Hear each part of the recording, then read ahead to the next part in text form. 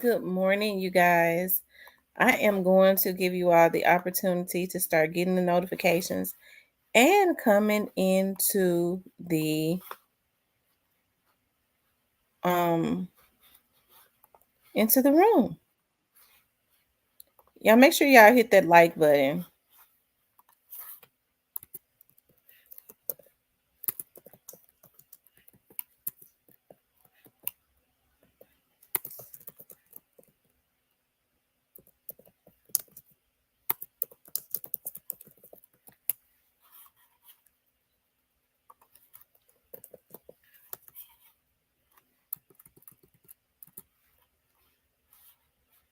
Y'all hit the like button.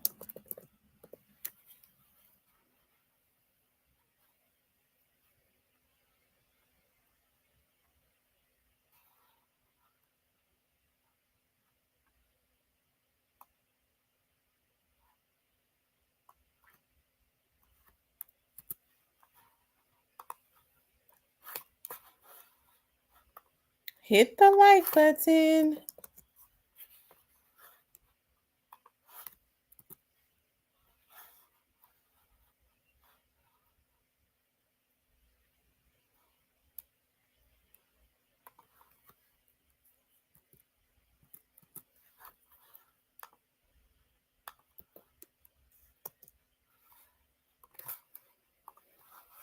Hello, you guys. What is going on this morning?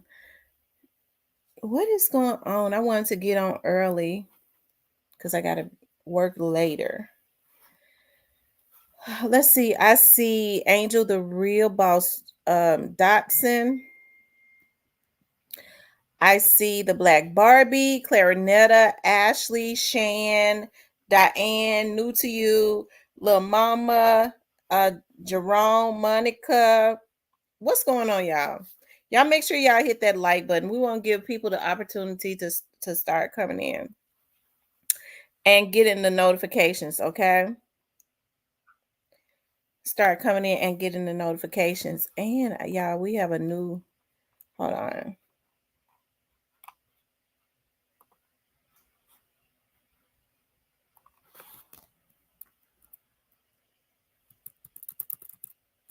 We're gonna do call-ins this morning. I know I'm on kind of early, but that's okay too.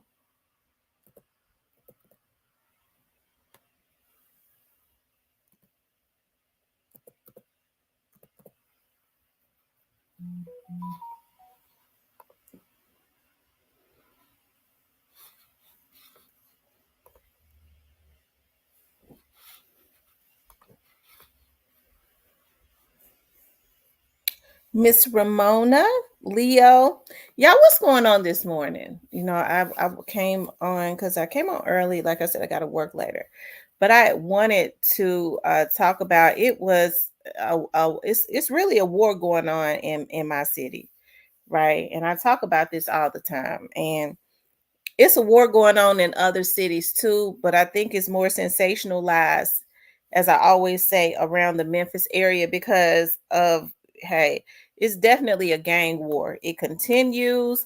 It continues. It seems like in every area, Orange Mound, which is the area in South Memphis, uh, the heart of South Memphis area, and North Memphis, it seems, I mean, Whitehaven, everywhere, right? I was looking at where someone was taken out. I was looking at Blackwood News. Shout out to Blackwood News, okay? I was looking at where somebody was taken out at Highland, Highland, and it was Highland around the park area, which is around the Orange Mound area.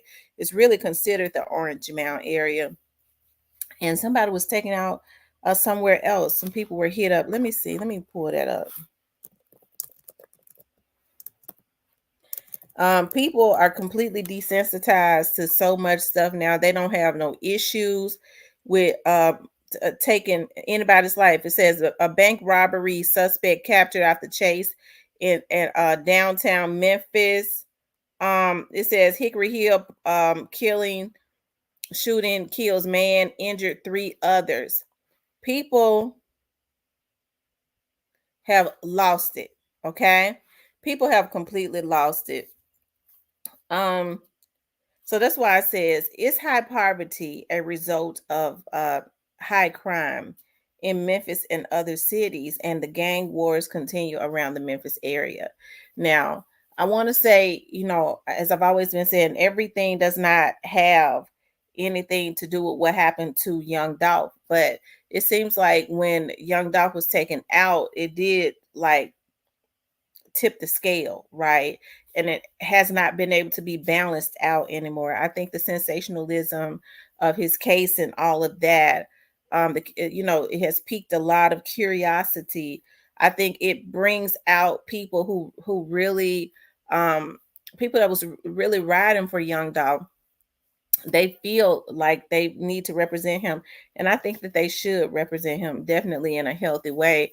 And I also feel like also with people representing him, it makes people who may be considered his opposition or friends of the young men who are now in, locked up for taking Young Dolph out. It makes it, I think it makes them feel like, they're supposed to go even harder. Okay, as far as like dissing him and taking out um hold on, y'all, people that was around him or his artist, right? Hold on.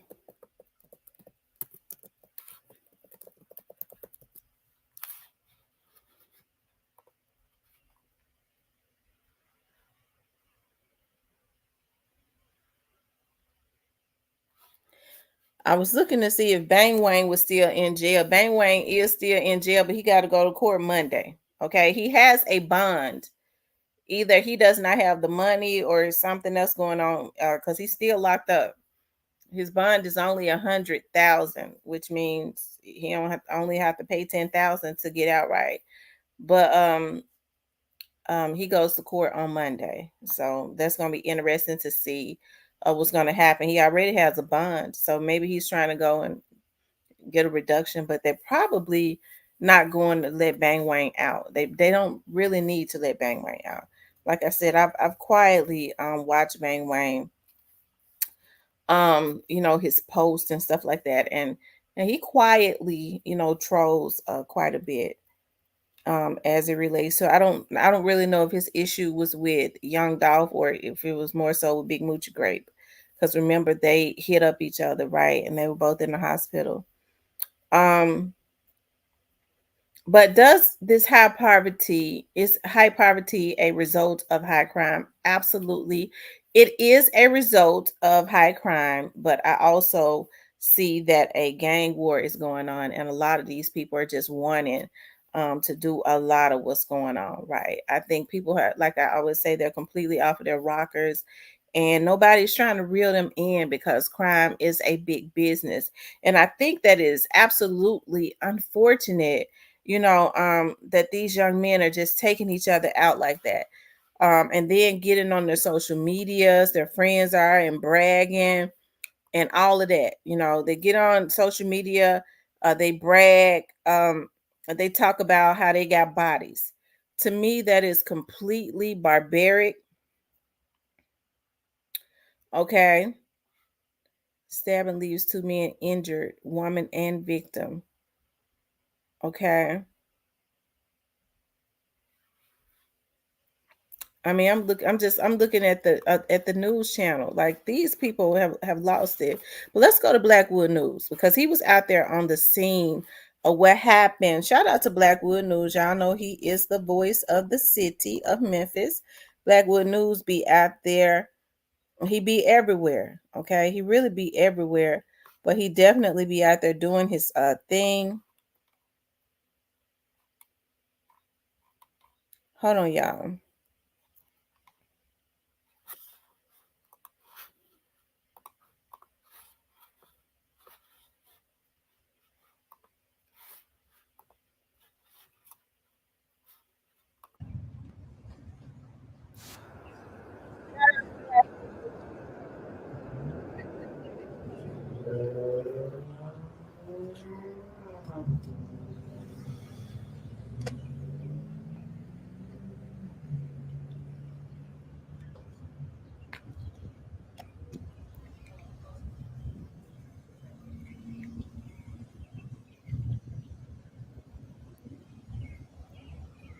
And we live. Oh, we on Highland right now. Come on, man. We on Highland. We back at the hood store. Man, there's been so many homicides at this Hey, store this Tierney, year. Man, I've been up here about good 21, 2, 3 times. No cap, y'all. Cypress. I remember last time they tried to rob. It was a homicide. Now it's another one. We on Highland, man. Highland don't stop.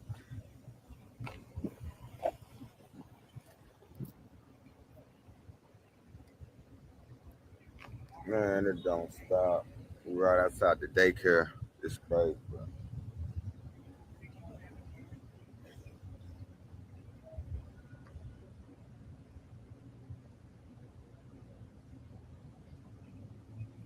Detectives, everybody out here.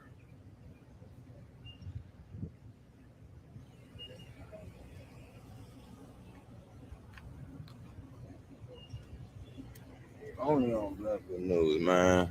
All the weekend is here.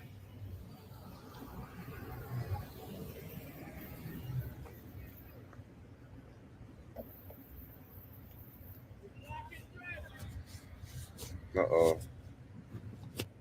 They blocking traffic, man. Hey, Yam.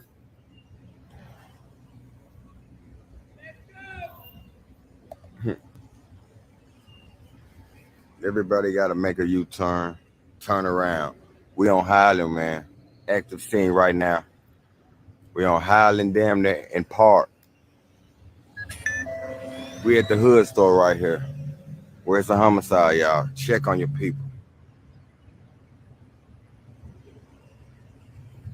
Man, everybody got a bust of you.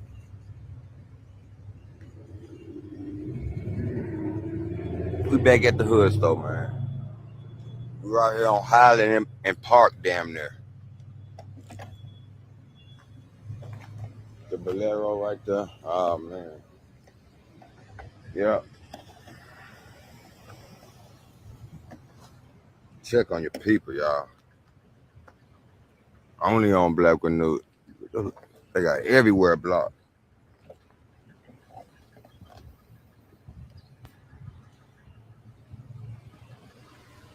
That's the mic store? Okay. Y'all know where this at. Yeah, we at the mic store, man. We at the mic store, y'all. Damn.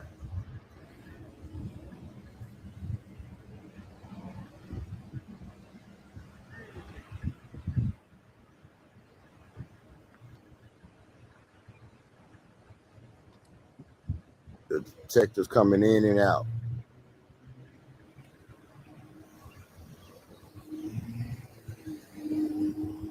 Where's the homicide right here, man? They said it's the Mike's. Yeah, we're at the Mike's hood store. That's what the hood know it as.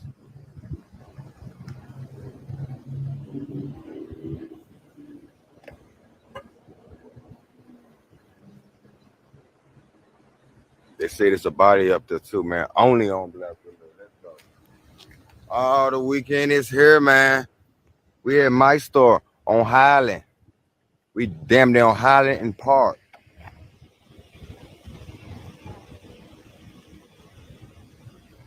Oh man, I done been here about 2, 3 times Oh, already. that's the Orange This is Mound one hot area. hood store, Mike. It is, man. Yeah,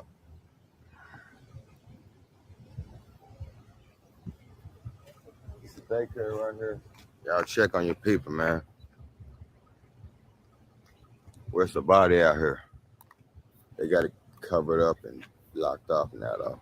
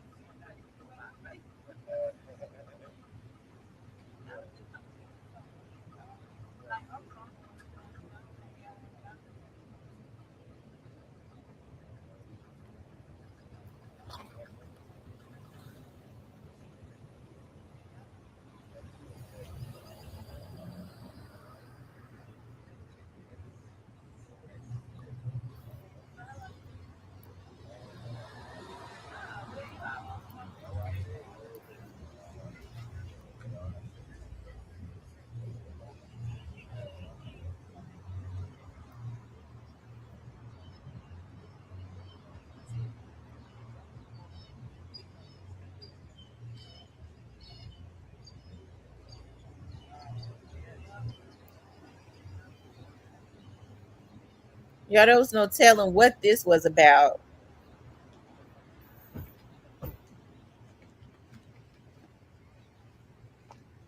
And we live.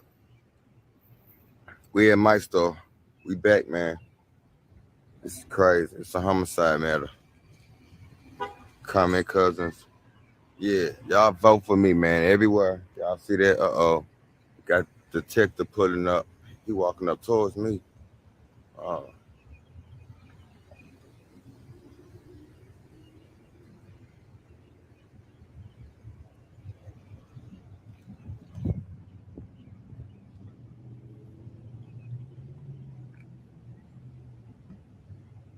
everything good. Everything good. I guess he's finna head to the store, see if they had some cameras or something. But man, y'all see where we at? We finna slide to the ground right quick. Oh man, y'all check on your people. We at Mike's hood store where a man has been shot and killed. It's a homicide. His body's still up here, guys.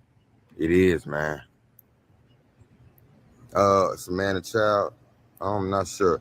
It's another. Hey, that's what I said. This is one hot store. I was up here, man, a few weeks ago. They had a they had a they tried to rob a guy. Yeah, it was two folks. So yeah, I know about this hood store. Oh wow. I do. We finna get up out of here. Y'all check on your people. Yeah. So that's one that happened yesterday. That I was looking at, and y'all, these people gone crazy. But they've been gone crazy. Folks say, but it's not like it's not any jobs out there. They're begging people to work. They beg people to work.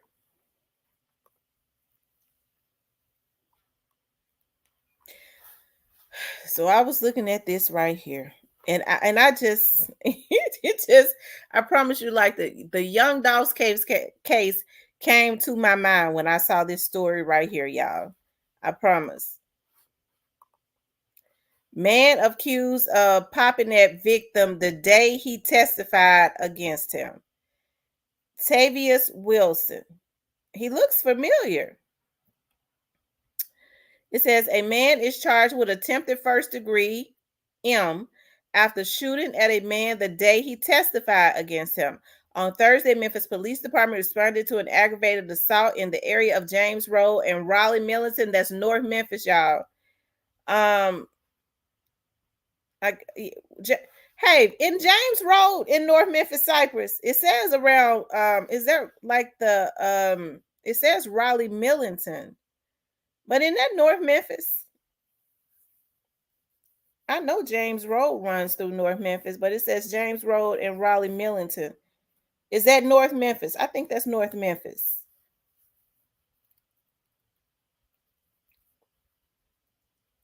I'm almost sure that's North Memphis. I know James Road is in North Memphis. Um, it says the victim told officers that he testified that day in Division 7 at 201 Poplar for a shooting that occurred on January 10th, where he was allegedly shot by Wilson multiple times following an argument. The victim said after he was done testifying, he had to wait for his mother to pick him up from the courthouse. He then drove his mother's truck back to her apartment and dropped her off. That's when he told police that as he was leaving the complex, he recognized a vehicle belonging to Wilson following closely. Police later found out that Wilson had been released on a $10,000 bond for the January shooting incident. The victim said he immediately called 911 and notified the dispatcher of the situation. The victim attempted to lose Wilson while trying to give the dispatcher directions to his location for officers to respond. Eventually, the victim came to an area of James Road and Raleigh Millington Road, and Wilson was able to catch up to him. The victim said Wilson pulled up next to him and rolled down his driver's side window. He told police that he saw Wilson pointing a black semi-automatic gun at him, and he then fired the weapon. The victim's vehicle was struck by gunfire, and Wilson fled the scene, continuing on James Road. The victim was able to find the Austin P precinct and met with officers. Wilson has since been charged with attempted first degree murder, possession of a firearm in the commission of a felony and criminal attempted retaliation. Oh Lord. Now, his name is Tavius Wilson. Okay. I'm getting ready to pull up his I'm getting ready to see how much his bond is because he's probably out. Tavius Wilson.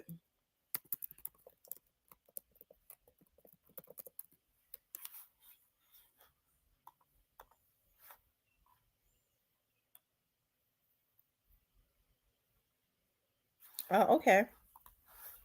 He don't have a bond. At this point, he does not have a bond, but he goes to court on Monday. He goes to court Monday, so I'm sure he's gonna have a bond and he'll be out. But see, this is the type of stuff I'm talking about. Like, I know that we always say poverty ignites crime, and that is true. But a lot of this stuff is just stupidity. People not caring. We blame a lot of stuff on the narcotics that people are on. Folks been on drugs. You have people that have been on narcotics forever. A lot of these drugs that they are on, they're recycled. I mean, a lot of them have been around forever, and you didn't see them going and taking people out when a lot of the drugs that people took in the past, what they did was it was self-inflicted pain. Now you see people when they get on this when they're on drugs, they want to inflict pain on other people, right? And I think a lot of it has to do with they know that there may not be that chances are high that there is not going to be any accountability, right, for what they do. Because when you start talking about sending them to jail, they start singing like a canary. They become extremely lame. They want to be out doing all types of heinous stuff, but yet they don't want to go to jail. Okay, they rather be knocked off in the street than go to jail, right? So she said that's Raleigh. They'd rather be knocked off than go to jail. But it's poverty igniting crime. Of course it is. There's a lot of high poverty around the Memphis area, but you see signs up around Memphis of people hiring, consistently begging folks to work. I forget the name, I forget the store. Um, oh God, it's in an area. Is it the Family Dollar? Now we do know that the Family Dollar was having issues. I think it was the Family Dollar store had issues with the rats and stuff like that, but quite a few of them have been closing down, y'all. And they're saying now a lot of them are closing down because the employees that they have is robbing them blind. Okay. So a lot of them are closing their doors. Now that's what I heard somebody say. Hey, we know that happens at every store. If you get the wrong people, you going, listen, it's so bad now. You start going into some of these stores, the folks be on the phone at the cash register. Okay. They just don't, they just are not friendly, like no good communication skills. It's terrible. You ask them something and they liably want to get the fighting with you, and we know that was happening too. They was getting the fight, and that's the reasons why a lot of the quite a few of the IHOPs closed down around the Memphis area, y'all, because the employees was get into fighting with customers, right? I mean, it seemed like at every IHOP, and then they would close down, open back up, hire some more people. The exact same thing would happen, So poverty does ignite crime, but stupidity, no accountability, and straight up foolishness is going on. And then there is definitely a gang war going on around the Memphis area. It's safe to it's I won't say that a lot of this is a result of what happened to young Dolph. Although I do believe quite a bit of it is, it definitely tilted the scale and kind of just messed up the energy. Like there was a energy released into the atmosphere. It seems like these young men have been going at each other ever since. He says Family Dollar and Dollar Tree are victims of inflation. Both companies said inflation and shoplifting have contributed to their troubles, but who really knows? I listen. That sounds about right too. Dialogue. That sounds about right too.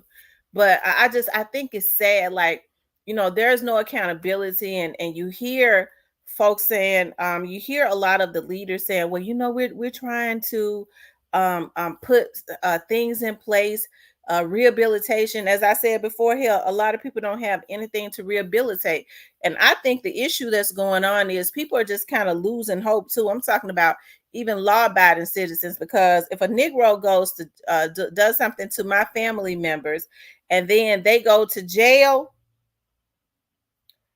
okay, and then they go to jail, and they listen, or they get arrested, I don't want to hear nothing about no rehabilitation. Okay, folks don't want to hear about, well, we're going to put some programs in place so that to make them better. I don't want to hear nothing about that. I don't give a damn about nobody being made better that has violated and hurt or taken out my family member. The only thing I want to hear is they're going to go to jail. Okay. And so that's the reason why a lot of these damn fools are doing what they're doing. No accountability. Then you have, okay, Lord, see, I said I wasn't going to do it, but I got to go ahead and do it. Then you have, he says, even though Tennessee doesn't have a minimum wage law, employers have to pay at least $7.25 an hour. Some don't offer much more than that. And $7.25 an hour is slavery. I didn't know people were still paying that. I know damn well Dollar Tree and them make a lot of money. Okay, now, hey, I do believe that they're stealing. Dollar Tree went up. I mean, it's $1.25 now. Everything, and some of the stuff they got in there $5, but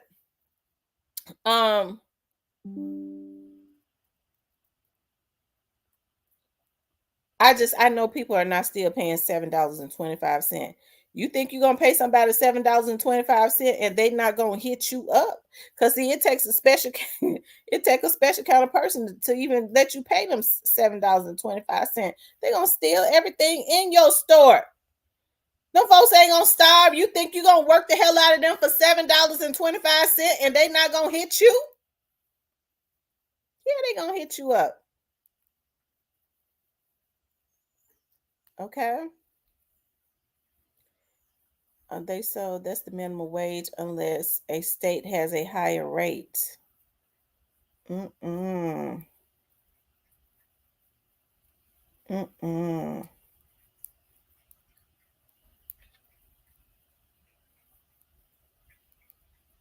Mm-mm. See, I didn't even know that. I thought that, I don't know, for some reason I thought like minimum wage. I thought they said it was like $15. I thought minimum wage was $15.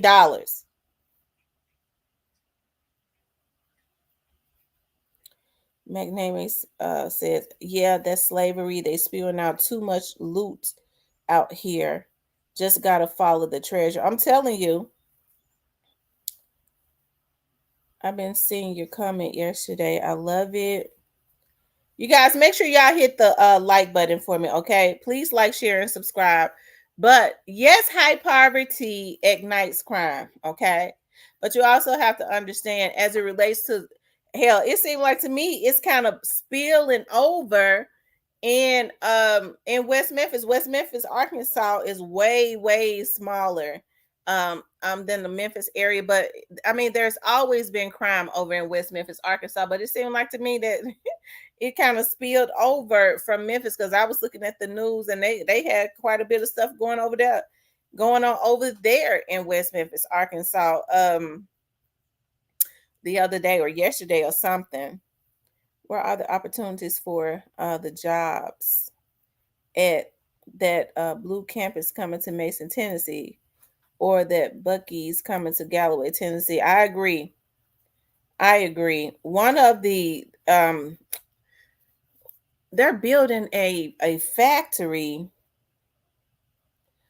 Is that a Ford factory that they're building like around Jackson, Tennessee? Well, anyways, one of the lady that is over HR, she and I go to the same hairstylist.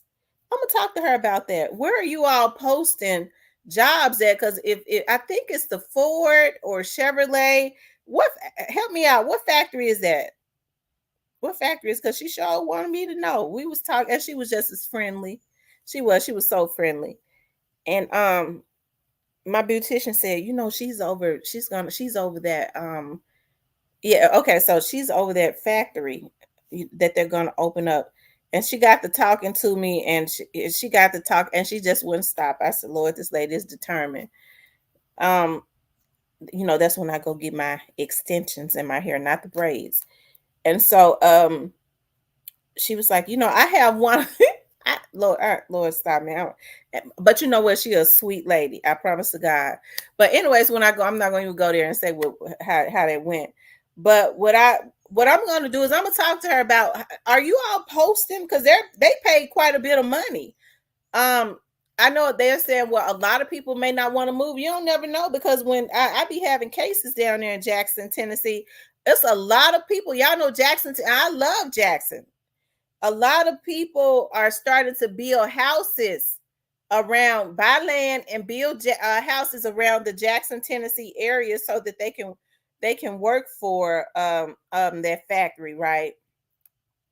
But even if you're driving from Memphis, all you got to do is paying a lot of money. Get up early, and you ain't. I mean, because Jackson from Memphis is an hour, maybe an hour and 10 or less, maybe 55 minutes or something like that.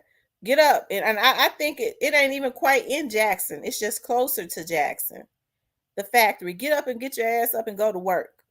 And so that's what's going to have to happen. People, they get good jobs, or they get jobs come Friday. It's been happening since the beginning of time.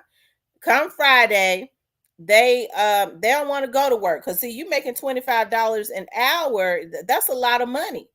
So when you go get your nails done, if you're working in a factory, they can't be long nails all curled up. You know what I mean? You can't work. They hating on my nails. No, what you need to do is cut your damn nails so you can work. Look, y'all, I think what happens is we pacify, we put a pacifier in folks' mouth too much, and we don't want to tell them nothing. Yeah, they were just hating on you. That's a good job. But she ain't gonna tell you that every Friday, or he ain't gonna tell you that every Friday he calling in sick because he done got paid. If you're making 25 an hour plus overtime, you getting a big check. So you wants to stay off and go spend money and trick off, or whatever it is. You done got drunk and smoke weed all night. Okay. So now you want to go back to work Monday or something like that. But it can't be like that. When you have good jobs, you have to take responsibility and be responsible, because it's other people that's in line to get those jobs, right? That's one of the reasons why you hear people say, listen, I'm done, sticking my neck out for folks, because you put your name out there, you get somebody hired, and you come up in there, you start in trouble. Everything wrong, you sick all the time. If you get a job, folks want you to come to work. People have to be responsible. Everybody is not like that, but we know that happens, right? Those are good jobs. Well, that's too much work. Okay, well, then you need to go on and resign, so that somebody that don't mind doing that kind of work, working for $25 an hour or more, can go ahead and get that position. Okay. But I'm gonna ask her, are y'all posting? Because I'll ask them, well, look here, y'all posting up jobs? What's going on? Y'all ain't gonna, I sure need, y'all ain't think about putting no temporary service up in there, are y'all? Because I'm gonna get on my TV show and blow a damn fuse. I promise to God, I will get on my TV show every single day and talk bad about the. Listen, I'm not playing, because I'm gonna tell y'all something about, and I know it's a lot of people. It started because you see a lot of people popping up with temporary services now. Okay, that's just a plantation. But you see a lot of them. Girl, I got a temporary service. Girl, I got a temporary. Every damn body named mama got a damn temporary service. Okay. Hey, I ain't saying that temporary services are bad. Okay, it's good, to work a temporary service, but well, no, it ain't good. But I guess, what's the word that I'm looking for? In certain instances, it can be, y'all help me out, because it ain't good, but it could be beneficial I guess, in certain instances, but it shouldn't be nothing permanent. They're using temporary services as a way to keep slavery going and get over on people. Y'all know it ain't right. Now, if Ford is gonna come, if they Ford got all that money to come, the state and the city and stuff, the state give them all that money, and they come and they gonna set up a damn plantation in there. So people supposed to be making $25 an hour. You bring them in there and work them like a damn dog, and they only make 15 an hour or 12. No, but I mean they only do that to the black people. Let's be real about it. That's what they do to the black people. Stuff like that. See, instead of fighting with each other, these are the types of things that we need to be fighting about. Okay, because this is keeping people in poverty. Okay. Yeah, that's a nice start for a single adult. Absolutely. But what they want to do is they want to bring in a temporary service and slash it down, to work them like a dog in a factory, and then pay them $12. And they know it's slavery. So a politician's feet have to be here. I'm going to ask her, are y'all going to set up a temporary service inside Ford? Oh, yeah. This is how I'm going to, and I'm going to blow a damn fuse, because stuff like that, I don't really like getting mad, because that's why I like to stay calm all the time, because I don't have a middle, and I'm working on that. I go from 0 all the way to 100, like or 0 to 10. I can't do 4, 5, 6, and 7. That would be the healthy thing to do. That's I mean, it would be the healthy thing to do, and I'm working on that. You go from 1, 2, 3, 4, 5, but it's 1 to 10. Because stuff like that, I don't have any patience for, especially when there's already poverty and it's really only done in the black community. Well, he got a background. What, damn it, if he got a background, what you even hire him for? Anyways, you go hire him, work him like a dog, get his hopes up. He trying to change his damn life. He coming to work every day. Okay, showing great possibilities. You cut his pay in half, and then come 11 months, you lay him off for 2 months so that you can keep him temporary. This is the type of stuff that we should be talking about and fighting against. I wish they would put a damn temporary service inside of Ford. I wish they would do it. I wish they would. I'm not. I'm telling y'all, stuff like that really upsets me. When they supposed to be this, right, $25 can help to, I'm sure it's a lot of people, if they got their minds right, they need to move out of Memphis. Go ahead on a move further upstate, closer to Nashville, closer to Jackson. It would be a good thing for them. Build you a house, buy you a house, rent your house out or something until you can pay for you a house. The housing market is off of balance right now anyways. And then once everything is back to normal, you're working a good job, you've been able to get away from the smoke and sit in Memphis anyways, and stack your money and make a good living, get you a family, live on down there in the country and live your best life. Okay, get you some cows and pigs and stuff you need to, if that's what you want. But in all seriousness, like, that's the type of stuff that we need to be fighting against, right? Because stuff like that makes me so mad.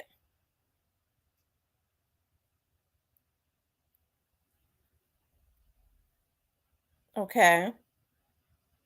He says, I don't think that's right. You can't find a job because of your background. How can you reform if you can't make a right? I agree. How can you reform if you can't make a living? I absolutely agree. You're forcing people back into certain types of behaviors, especially if they get out and they want to turn their lives around. They want to make a good living. You can't give them a job. Ain't nobody gonna work for $7. I'm sorry. If they work for $7, you'll be going out of business, because they're gonna be sliding everything through. Mama, come up here and get your meat. It's not right, but that's what happens. Pay these people. 53% of households in Memphis are renter occupied. Yeah. What they did, what a lot of these politicians did, was allow these sharky foreigners, because a lot of them are out of state.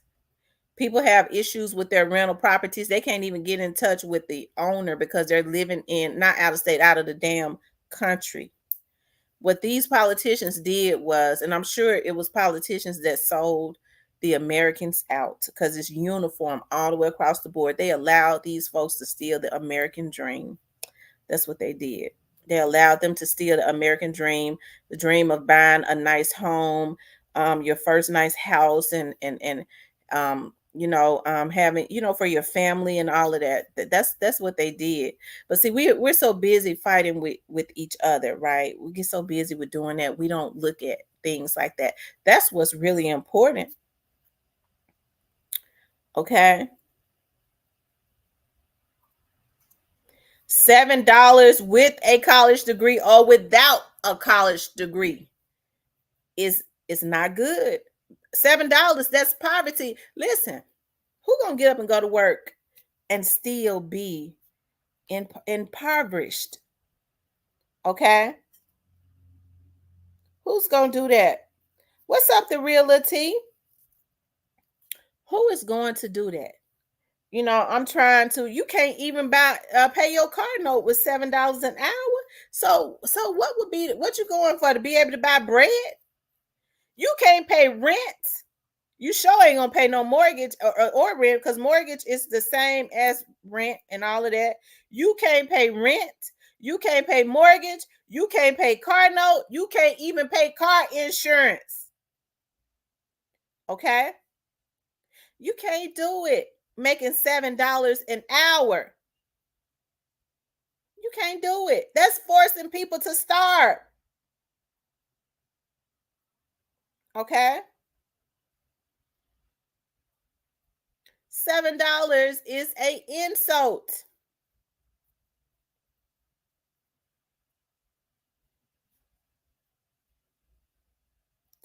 Teresa said, can you all do me a favor?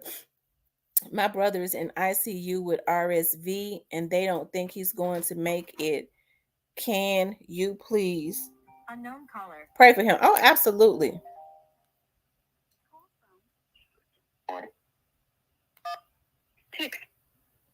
Hey, thanks for calling Real Talk with Tamra. How you doing, Tam? Straight to the point. Hey, straight to the point. Oh, man. How you doing this morning? I'm doing good. Okay. All right. Now, you were just talking about nobody in their right mind is going to work for $7, right? Right. They can't survive. Okay. Now, while I agree with you on the survival mechanism, right, I got to disagree with you in terms of who will grab at that $7. Okay, now think about it like this, Tom. All right? Think about why the Hispanics are coming over and the jobs. Mm-hmm. Think about why some of the foreigners that you were just talking about, they coming over here and getting the jobs, and a lot of these people are frustrated. It's because a lot of the Americans here, okay, they think that they're deserving of more than, like, that range of $7. Of course, we don't want to go that low, but like, let's say it is like $10 or something like that. The Mexicans, they'll go ahead and they'll damn near work for free. Some of the Filipinos that's over there, they're making some of our merchandise that they send over here for way, way less than that. So when they come over here, that's like a prize to them.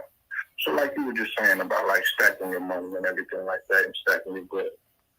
I think we all had this conversation maybe about like 2 months ago when you was on your live one time. What the Mexicans will do, and a lot of, not just the Mexicans, some of the foreigners over here, they'll come over here, they'll have like 8, 9, 10 people in the house, and they all have like a pot.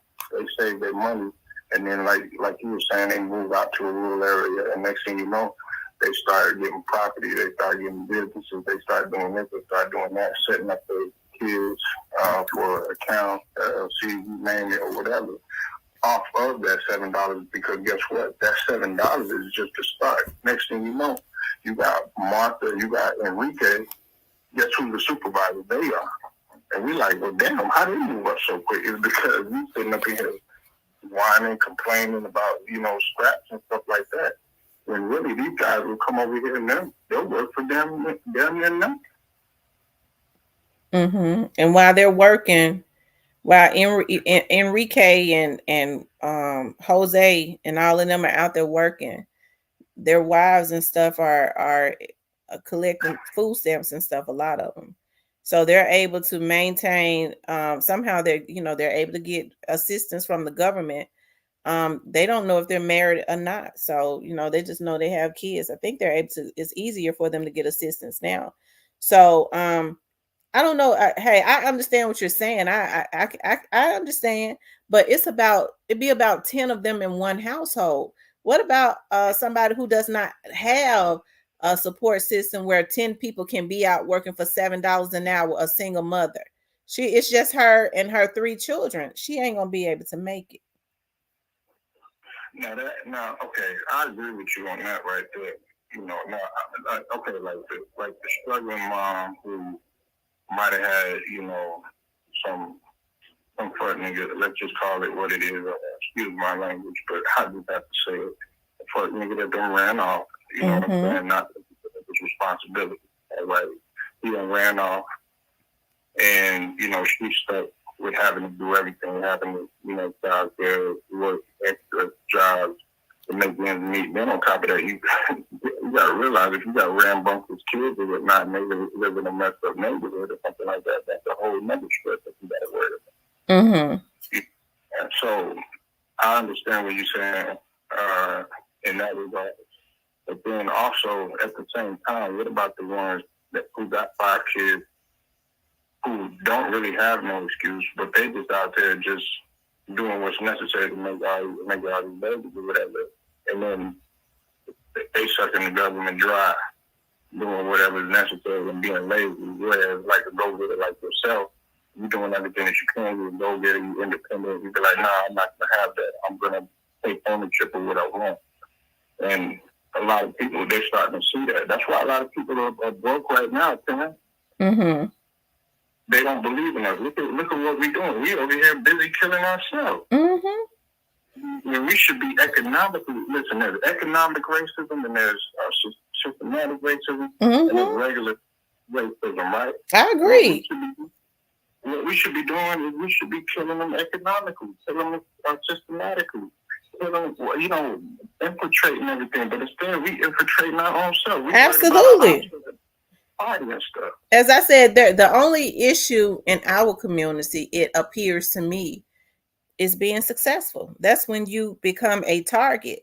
Hey, I'm no fool. I understand that what has things have been engineered and what has happened to our people. I'm gonna tell you something. I have a client. And he and I talk. Thank you, Diane, for the $9.99 super sticker. And I talk quite a bit.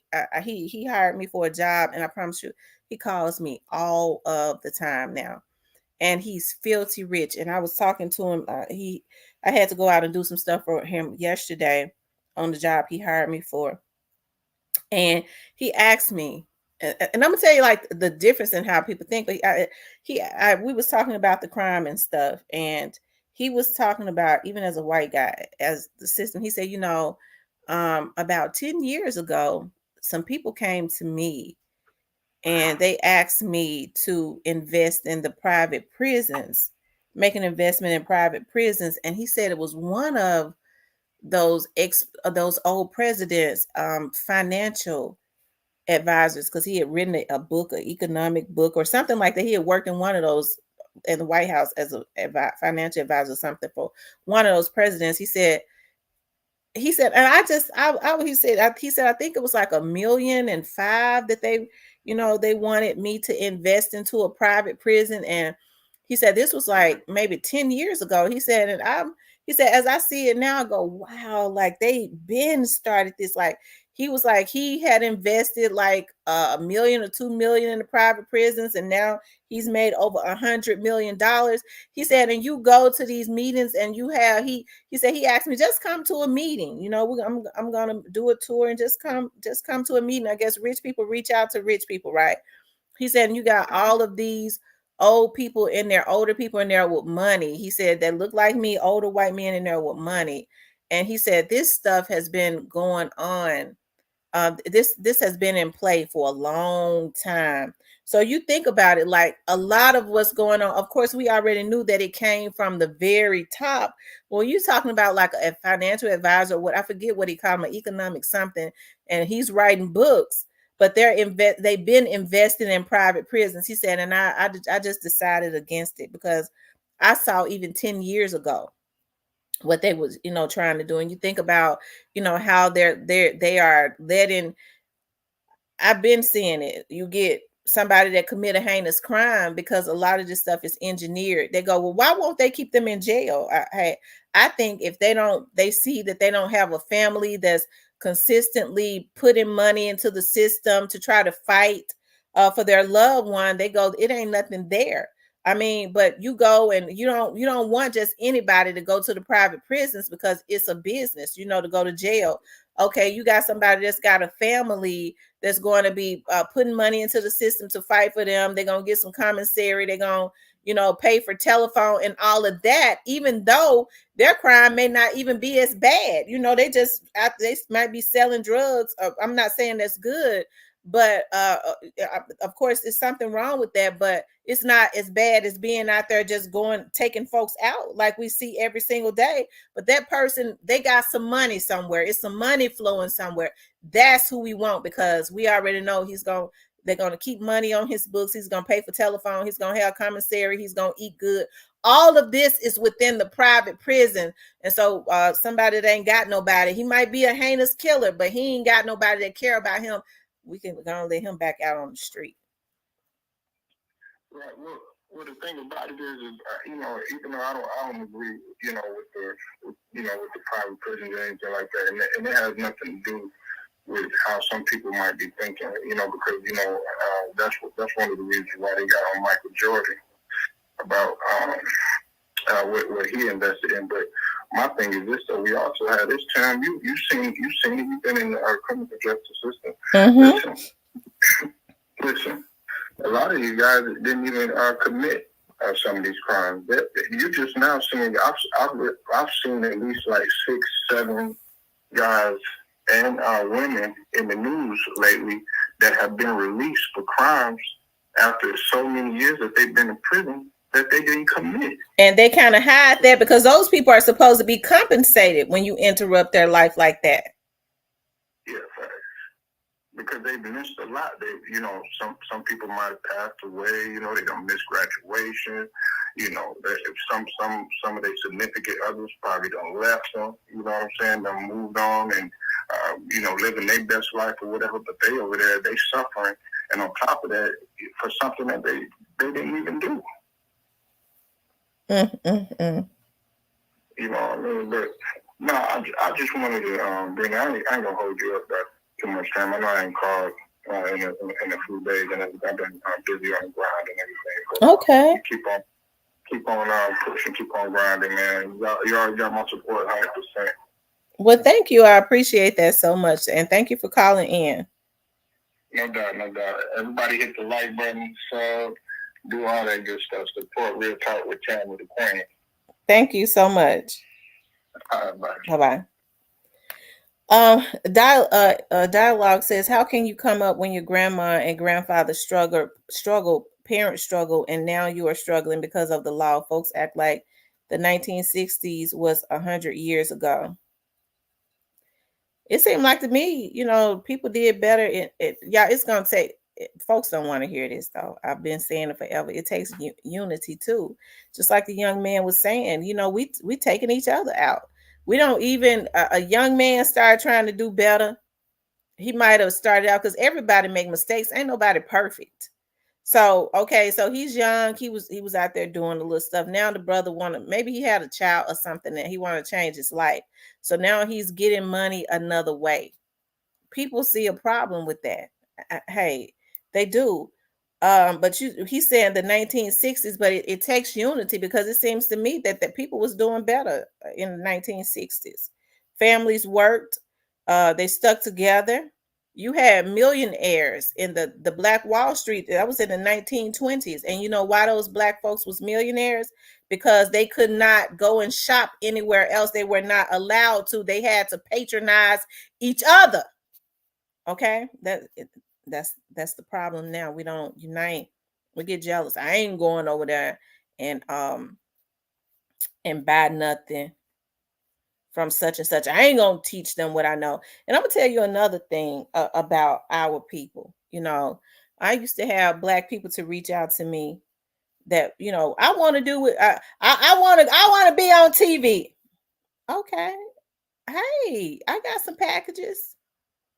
Now I want to know who you go through to be on TV. I don't want to go through you. I just want to know who your source is so I can go directly to Comcast. Bitch, get off my phone. Okay, I own the whole damn thing. Get off my phone. You're not gonna go into Walmart and ask Walton's family what do they get their stuff? How they get their discounts? Why they got their stuff in their store? Who their wholesale people are? You ain't gonna ask them that. But that is the type of stuff that happens. Even now, with me being a female black investigator, people come to my business. I promise to God, I don't have no issues. People don't want to hear this. I don't have no issues. I don't really have issues with a lot of people anyways, okay? Because I'm not going to let them give me no issues. But it never fails, okay? They'll call me, they'll ask me what's my price. I tell them, they'll go, well, are you one of the investigators? I don't even like to tell them I'm the owner. Yeah. Okay, they get to figuring out that I might be the owner. Why you so high? Sir, can I take your number down and call you back a ma'am? Because I'm not getting ready to get into stuff like that. Okay. That poverty mindset. Okay. And so then I call one of the white investigative companies that's making 20-30 mil a year, but they do other stuff too. Did such and such call you? Because we communicate. Did you get a call from? Yeah. Did they decide to go with you? Yeah. I know they came in and gave you trouble. They ain't want to pay your price because their price is higher than mine. Oh, absolutely not. They came right in and paid. They knew they had to have cash. They came right in and paid. No problems at all. Okay, so we're our own worst enemy. I was just telling y'all about. Now I've had many wealthy clients. Okay, but this particular one, I asked him one day when he hired me. I told you I went to his house, and I didn't even know that they lived in an area where they live. Like it's way in the back with a. It's so beautiful. Everybody got boats in the back of their houses and stuff, and it was just like nothing to him. And so because he was so friendly, like to talk to me all the time, I asked him, I said, you know, I said, my dad got into investments, but nothing like what you got. You close on 40 houses at one time. You know, the market has gotten so bad. He does the lending now to builders. He was like, you know, I get builders now, and because the banks won't do this, I loan the money to the builders, you know. And I said, well, will you teach me? I want to get into it. And so the job that I had done for him before had ended. I finished, and he called me yesterday early, and he said, I was thinking about you. I remember you said you wanted to be a student. It's funny because I was thinking about him too. I said, yes, I do. I still want to be a student. He said, well, I was thinking about you. I was out. And he said, the person that taught me, okay, he said he had me to read 3 books. He said, I thought about you and I'm going to make you my student. And I've got those 3 books for you. And when I come to pay you for your job, for the job you're doing for me this weekend, I'm going to give you those books. He said, I want you to read those 3 books. He said, and don't cheat yourself. I want you to read all 3 of them because that's what I had to do. And once you read those 3 books, I promise to God, I'm gonna take you up under my wing and you're gonna be a millionaire. Okay. He said, I promise to God you is. These are the types of people that you have to have around you. Okay. But when you get with, not all Black people, I promise to God, not everybody, but it's something about our people. We want to hold information. No, I don't want to tell nobody what I know, but you already a millionaire. Something like real estate. What, you can't own all the houses. Now I have a client that's from out of oh God, Connecticut, right? And he hires me all the time to do work for him around the Memphis, Mississippi area. And when I asked him one time, as a Black guy, he's real nice. He don't have no issues with paying me what I want. But when I asked him, and I was like, people try and hold information about how, especially when they're in the bigger sector. He was like, oh yeah, I used to be like that. Hey, I'll tell you. I would ask him. He's a nice guy. Oh, when I get the time, and this been over a year, okay, I don't have no issues with him because he pays good and he always used my services. But he had said in the past I had an issue with telling people, giving them information. He cannot own everything. He can't own everything. But then you have a guy who goes, I want to make sure your mind is right, because that's what a guy did to me. And you read these books, and then I'm going to guide you along the way, right? Okay. I'm going to guide you along the way. So that's why I say, you guys, our issues are in our community. Like we don't want to respect people. Like if somebody has a service, you walk into somebody has a hot wing place, respect their prices. Stop always asking for the hookup. And if you want something, don't feel like you got to scheme, rob, steal, and kill or anything like that. Be what's the word that I'm looking for? I can't think of that word that I'm looking for. But it'll come to my mind though. Be sincere, okay? And ask people, listen, if you don't mind, can you show me? Folks say, I'm gonna get up on that bitch, cause I'm a scheme off of that bitch. I can't stand for somebody to ever think they're gonna use me. That's one of the things that takes me from 0 to 10. Okay. And I'm glad I done got better. Okay. I'm glad I done got better. But that's one of the things, when a person, all you got to do is ask me. And if I can't do it, I'm gonna tell you I can't do that. Okay, I can't do that. But if you want to know how to do something, hey, if I can help you, I am gonna help you. You have people that they want to know about grants and stuff. Like I said, I went and I paid quite a bit of money, a lot of money, to take classes, to be in groups and stuff with the best, to learn how to write grants. And when I started doing it, when I got into those classes, okay, I remember I told my dad I wanted to do it. He's like, that'd be a good thing, because now you could write grants and stuff for our organization, for your organization. I said, yeah, that's true. And I started paying out quite a bit of money to get in with people that I knew was doing big things as it relates to grants. I was like, I want to know everything. And what my mindset was, people are so secretive as it relates to Black people. Hey, you got Black people that's got nonprofit organizations. I'll be able to help them, of course, for a fee. For a fee. The game is, listen, I don't work for free.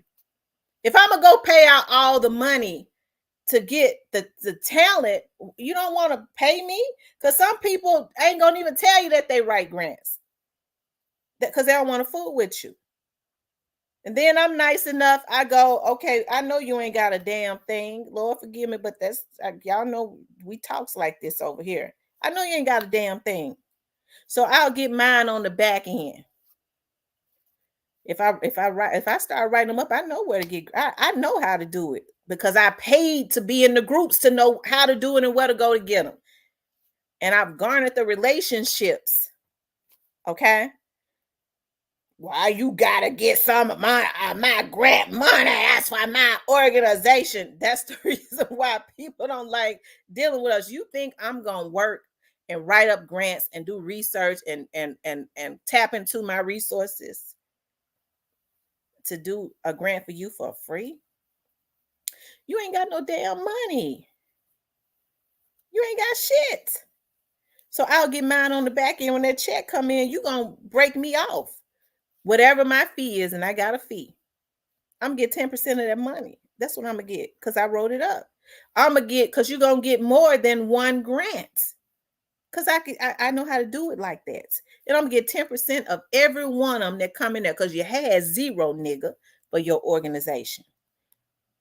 Folks, it never fails. Cause see, you go to some of the white grant writers, they're gonna tell you you can pay me on terms, and once you pay your last payment, that's when I start writing up your grants. By that time, a lot of them might be closed. But I got a big heart. I know, grants close up. I know what's open. I'll go ahead and hook you up when that money come in. I'm gonna get my 10%. At this point, it's gonna be on the front end. Why you gotta get some of my check? Y'all, this is why I say the mindset. I don't deal with people with poverty mindset. The mindset of our people got to change because my patience is real short. Okay, if you question me, okay, if you question me about, well, why? I'll let you know when I'm available to do your grants. I'll let you know when I'm available because I'm not going, because in my mind I'm saying I'm not going to be available because you already have shown me some kickback. You want me to write your grants up and do research and call people for free, contacts and stuff for free. Okay, you ain't special enough to me. Forgive me for saying it, but you ain't. But I have so much gratitude. I would just be so happy. That's your fee. I don't have no issues with it. I appreciate this. Lord have mercy. My organization didn't have nothing. All she want is 10%. Why you gotta get 10% of each check? Oh, okay. Yeah, you got a poverty mindset. So that's business. That's business. That everybody else do it. Listen, you have people that write grants and they want their money on the front end because they don't even know how to write them. You ain't gonna get they ain't gonna get you nothing. They might get you a damn $500 grant and you done paid them $1,500. That's why they want their money on the front end. They ain't tapped in with nobody. Okay.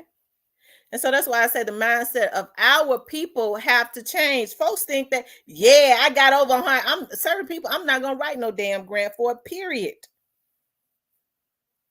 So then I always say those that I have agreed to do it for, okay, I need you to write down everything. This is what I need you to write down, have your notes and stuff.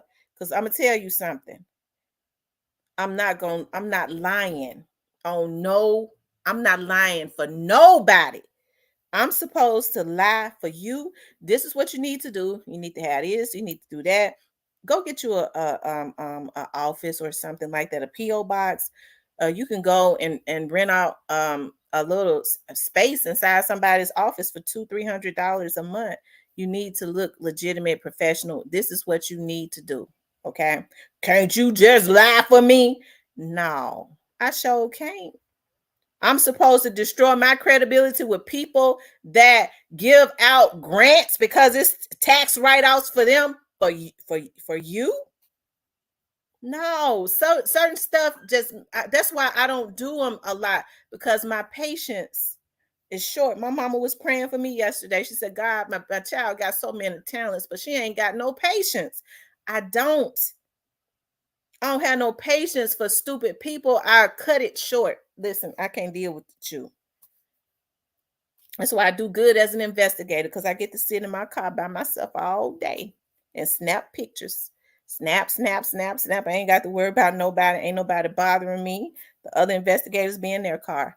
because dealing with too many people, especially when you want to help them. Now, when you start talking about a lot of the other stuff, feeding the need and helping people get their GED and stuff like that, I love doing, right? Because you're helping to give people knowledge. But it's a lot of resources out there. That's why I know I say watch the resources that come into, watch your local politicians, because that's all the resources come into your area through them. A lot of this stuff is available to you, and they'll tell you, well, I don't know, because they got to try to keep it in-house so that they can give it to their family members. People don't know who their cousins are, and then they can get some type of kickback. My cousin, whether you ain't gonna notice the cousin, they got different last names. We gave $300,000 to this organization. Ain't nobody never even heard of that organization. They're going to distribute the money that came into the city to your area through their nonprofit. You know damn well y'all stealing money. That's your cousin. That's your first cousin. Nobody knows that's your first cousin. They done started a nonprofit. You done funneled the money through them, and they're going to give you a damn kickback. Ain't no money going to be distributed. They're going to do feed the need one time. They're going to go get the food free from the damn food bank. And the politician that gave that organization that money gonna get about $50,000 or $100,000. That's how they able to steal. That's why I say we got to change our mindset. Instead of going at each other all the time, we need to be paying attention to stuff like this, okay? We need to be paying attention to stuff like this, okay? Because I'm gonna tell you something. I'm a very good-hearted person, but I don't like for people I don't like for people. I don't deal with certain types of people. Okay, I just can't do it. I don't like dealing with them. And when you start coming into my office and I do something for you, okay, and that check come in, I'm gonna get mine off the front end. And you start to, that's mine. Listen, you want to cause some issues in my office, I'm still from South Memphis, and I'll pull you over my damn desk. So that's the reason. Oh Lord, by your hair, okay? So that's the reasons why you have to be very meticulous, okay? And our mindsets have to change, because some people self-sabotage all of the time. They self-sabotage, right? Have that hustlers mentality when you got to put your pride and stuff to the side and stop thinking you always getting over on somebody, and be humbled like I was. And folks, I know some people say, oh, she just at the feet of the white man. That man makes about 50 mil a year. Okay, I ain't at his feet. I was just humble, sir. Okay, sir, can you show me? Can you show me? And for that man to call me yesterday, that's how I know I'm in alignment with God. Because I had been finished the job some weeks ago, and I kept saying, I got to call him back. I got to call him. I've been busy. He said, I was thinking about you. I got another job for you. He said, I got another guy. Y'all would never believe. He says, my friend is going to call you. He says, I want you to know now he owns, y'all, when he told me the company he owns, I said, he's the owner of that company? He says, yes, that's Mike. He's going to call you. I told him about how great you was, great work you do. So just be looking out for him. He's going to call you. Recommended me to another millionaire, probably got more money than him. Shit, what company he say he owned, right? That's why you have to put your best foot forward. Be humble and say, can you show me? Stop thinking you know everything. If you knew everything, you wouldn't be broke. Be humble. I don't care what race they are, and ask them, will you help me? Show me. All I need you to do is show me. I'm not asking you to give me no handouts. Just show me. Okay? And that's what he does. I saw 3 books. The mentor that showed me how to do this many years ago. He had made me read these 3 books.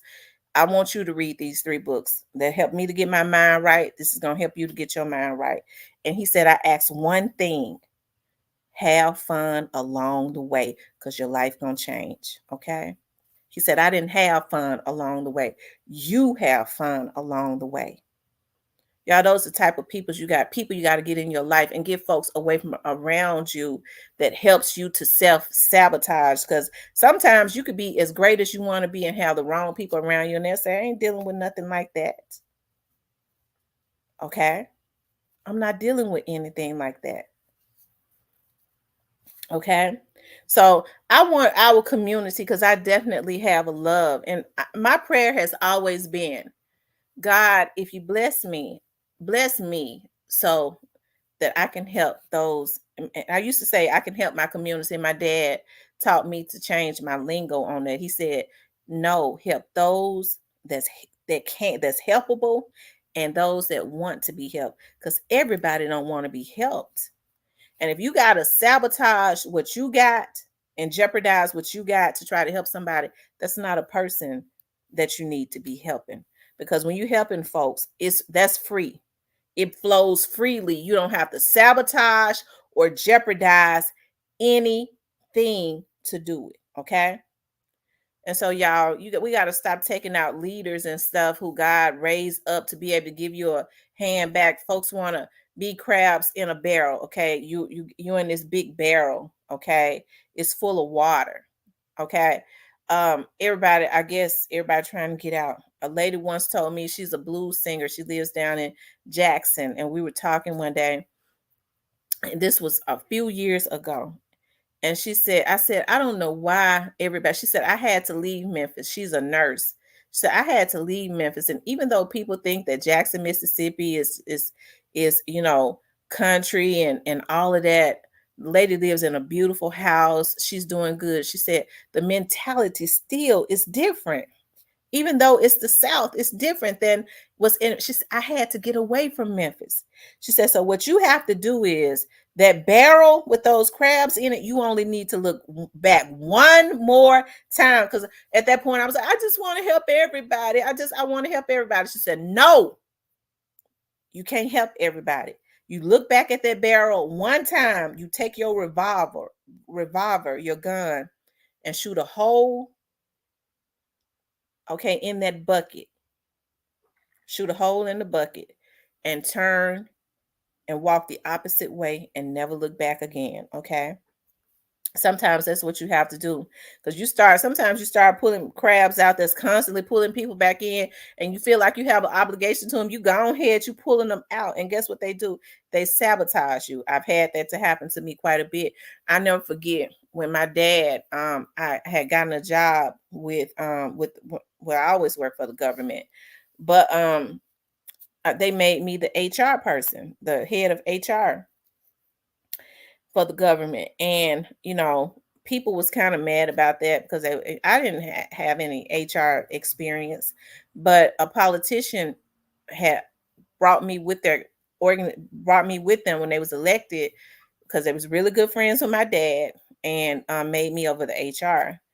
And I was like, I thought I was gonna be your assistant. I don't know how to do HR. And they was like, okay, well, that's fine, because we're gonna teach you. We're gonna send you to all the training. And I learned through that. And it ended up, it was supposed to be a blessing, and it was, because they just kind of let me, people are just, they do a lot of nepotism, and I didn't believe in that. I wanted to give everybody an opportunity. But what ended up happening was a lot of people that never would have gotten interviews, because I wanted to be fair and give everybody an opportunity whose applications came through. And a lot of people were so grateful. Like, I've been applying to the government for I know for 5 years, I never got an interview. That's because of nepotism. Some of the ones that was chosen that would never would have gotten hired, instead of being grateful that God had helped you to get into the door, they became jealous. They started putting knives in my back, and they were saying, and the only reason why she got that job, because she didn't have no experience. The very ones that never would have even got their foot in the door was because of her daddy. He elected official. She didn't even have no experience. This is the type of mindset that people, right, have in our community, instead of being grateful for the come up and doing what you're supposed to do, but instead we're constantly being crabs in a barrel, trying to pull the next person back in. So at this point, it ain't got nothing to do with the white man. It's got everything at this point to do with a lot of our mindsets. I'm not crazy. I understand things have been put into place as it relates to our people, but we already know what that is, right? So when we know the traps that have been set for us, why are we still, going around in circles, right? We're still doing things the same way, repeating the same cycles, if we already know that a lot of things have been put into place to try and keep us in a certain position. Okay. So, I mean, it seemed like to me, that's why when they're intelligent and stuff, and I hear them talking, hey, I'm going to tell y'all something. I know I'll get on here and I be clowning and stuff. I love it when I love intelligent men when they know how to hold conversations, when they're smart. Everything ain't yeah, bitch, this and that. To me, that's a turn off. Okay, I like a little street. I like a dude with a little edge on him. I mean, because I grew up in the hood, so I understand that a lot of street dudes are not as bad as people want them to be. A lot of them have big hearts because they give more than what you would know, right? Especially to the people around them. Okay. Um, but when they're intelligent, when they come from the hood and they have an intelligence about them, I'm like, dog, they came from an area that everybody was impoverished, but to see how in tune they are, to just see how you can talk to them, they can hold a conversation on every level. They don't get frustrated and it's beat is they got a different type of vocabulary. Hey, that's sexy to me, especially as it relates to Black men, especially when I see the conditions that a lot of them have came from. I'm like, oh my God. Oh, I'll be drooling all over. And then Black men. Oh, Jesus, they got an edge about them. They just so a lot of Black men, and I think the reasons why I get so disappointed in a lot of Black men is because I know the position that our ancestors held, and they got to get back to that. So when I see that they're awakened, and that's why I say go back. Y'all always hear me say go back to the beginning as it relates to anything. Go back and look at your history. I've been sharing that, and I got to make it public on my main page, and I've been doing that with women. I tapped into this page that has a lot of history of Black women dating back to the 1800s, right? You have to go back to the beginning and be reminded of where you came from, who our ancestors were, how they were able to prevail or travail through certain things, and what a lot of them did. See, what they try to do is erase history, right? Especially when there's greatness. They want you to see this whole culture, shaking ass, fake asses, and all that. They don't want you to remember because they don't ever want it to be done again, right? So when they try and black stuff out, that is because they don't want you to know. They don't want you to remember. I promise to God on my daddy's grave, I did not know that Dr. King was killed in 1968 until I was an adult. I thought the only thing that I remember, and that's because that's what they promoted in the media. Even though they might have taught it in school. Hell, the only thing I remember them teaching in school was the I Have a Dream speech. They want you to remember Dr. King talking about I have a dream. They want to black out that Dr. King didn't die because he had a dream. He died because he woke up. He didn't die until I believe 1968. They don't want you to know that because they don't want you to wake up. And so that's why I said we have to go back to the beginning and educate ourselves on some stuff and remember some stuff. I'm so obsessed. And my dad and I was gonna go, but my auntie said to me, my dad's sister, when I was like, my dad and I was planning to go to New York to visit Harriet Tubman's museum. And it made me so happy when my auntie said, oh, well, you still need to go. And I'll go with you. I was like, you'll go with me? She was like, yes. I was like, wow. I was like, when you want to go? She said, let's do it this summer. I was like, oh my God. I'm so fascinated with Harriet Tubman. I look at the movie all the time. It's something about that movie that inspires me and give me inspiration. When you start reading about your ancestors for real, and a lot of women that came before us, I believe their spirit gives you strength or something, because it still lingers, I believe. Okay. Right. And when I found out that, and I got both of them, I got both the books. It's a lot of them out there, but you have to get the ones the two that she wrote, Harriet Tubman. Now, Harriet Tubman, she helped to free the slaves, and then when she, right before she, died, she started using her house as like a hospital, nursing former slaves and all of that had years of pain, and their body was kind of, hurt and messed up from being beat during slavery and all of that. People that didn't have anywhere to live, all of that. She used her house for that. Her house was in trouble. Okay. They wanted to say that they recognized her back then, but she was in trouble of losing her home to taxes, which is why she ended up writing 2 books. You would think that somebody as great as that woman shouldn't even have to have worried about taxes, but they were trying to find a way. They gave her the house, and then they tried to find a way to take it back, right? So what she did was she ended up getting with a lady who could read and write, and translated her life story both times in 2 books to get money to save her property and her land. That's how she did it. And just knowing that this is, and it's a lot of broken English because that's how they talked. She wrote it exactly how she told her, but just knowing that this is a book that basically came from her. These 2, they don't want you to know that.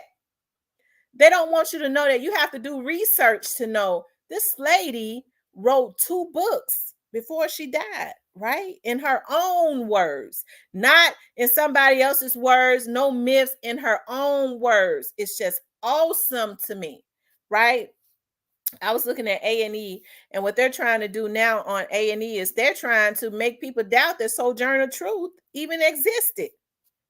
I said, you kidding me? They said, and they had a Black woman doing it.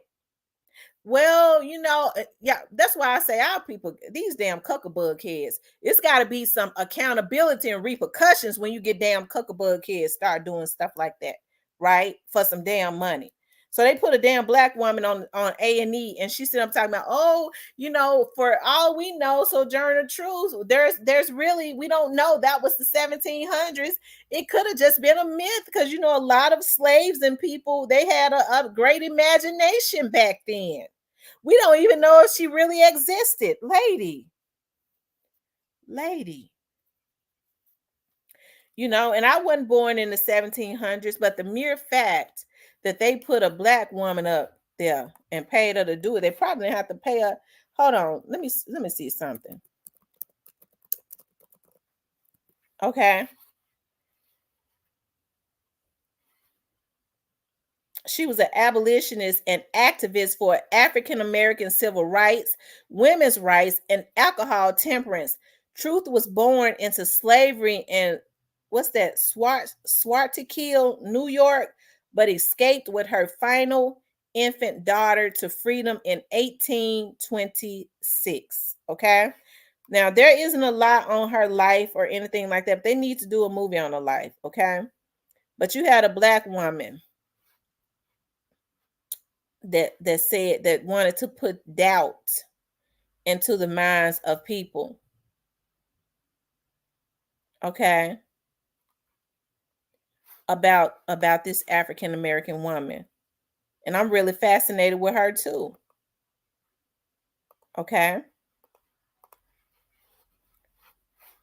She said it could have just been the imagination of certain Black people, that wish that they could have had a woman this strong, or wish they could have been strong like this themselves, and they kind of imagine that, and this is what was put into history. And they had a damn cuckabug head Black woman sitting on TV saying this, right? Because if you get a Black woman to say it, they don't want it. Okay, Lord, stop me. Anyways, yeah, so that's why I always say, y'all, we got to go back to the beginning. Y'all know I get lost when I start talking about history, because I love just going back and looking at, y'all, I am so fascinated with looking at like Harriet Tubman. The first movie is really good too. It's like, it was like Cicely Tyson played her. It's like a 4-hour movie. It's on Amazon Prime. I am so like obsessed with looking at that one and the new one. Okay. I am. It's so awesome. I love going back looking at documentaries from the 60s of how, the dictation of how people verbalize. We got all of this lingo now. They talk about how black people don't know how to talk.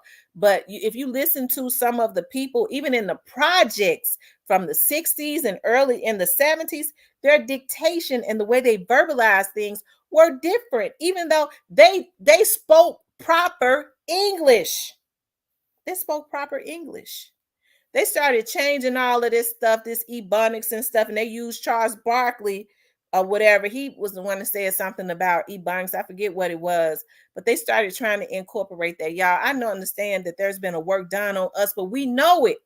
But instead of fighting with each other, what we need to be trying to do is come together and fix this thing instead of consistently taking out leaders. Hey, that's the reason why I was going to say I put a lot of weight on the shoulder of our men because they're supposed to be the ones helping to do this, right? And leading the communities. It's supposed to, I'm real heavy on that. And I know a lot of people say, oh, she must be violent. Now, I never said violence, but it's got to be some repercussions. It's going to have to be something put in place for selling. Every other community got it. You just don't know about it, for selling out black leaders and helping to set black leaders up. If you help to set up a black leader that's helping to bring the black community out of bondage, you take the money, you ain't gonna be, I'm telling you now, you're gonna go missing. And so when people understand that, and I ain't say, they never found Jimmy Hoffa. So they're gonna have to Jimmy Hoffa him. We don't know if Jimmy Hoffa is dead. His ass old now. So he probably, if he wasn't dead, he might be now.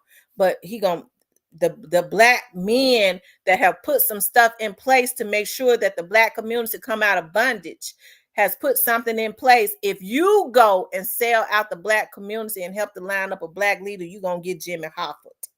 Okay, but it ain't no repercussions. Everybody takes advantage of the black community. Okay, people get rich off of the black community because they know we don't know a lot of stuff. My dad used to always say rich people get rich off of what poor people don't know. They take advantage of what poor people don't know.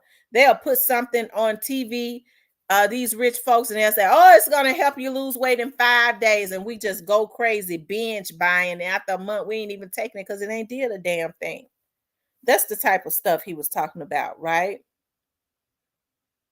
He said, that's right. They're still in our language. I was getting ready to show something else, y'all. So that's why I said, yeah, I'm trying to behave. But it's got to be some repercussions.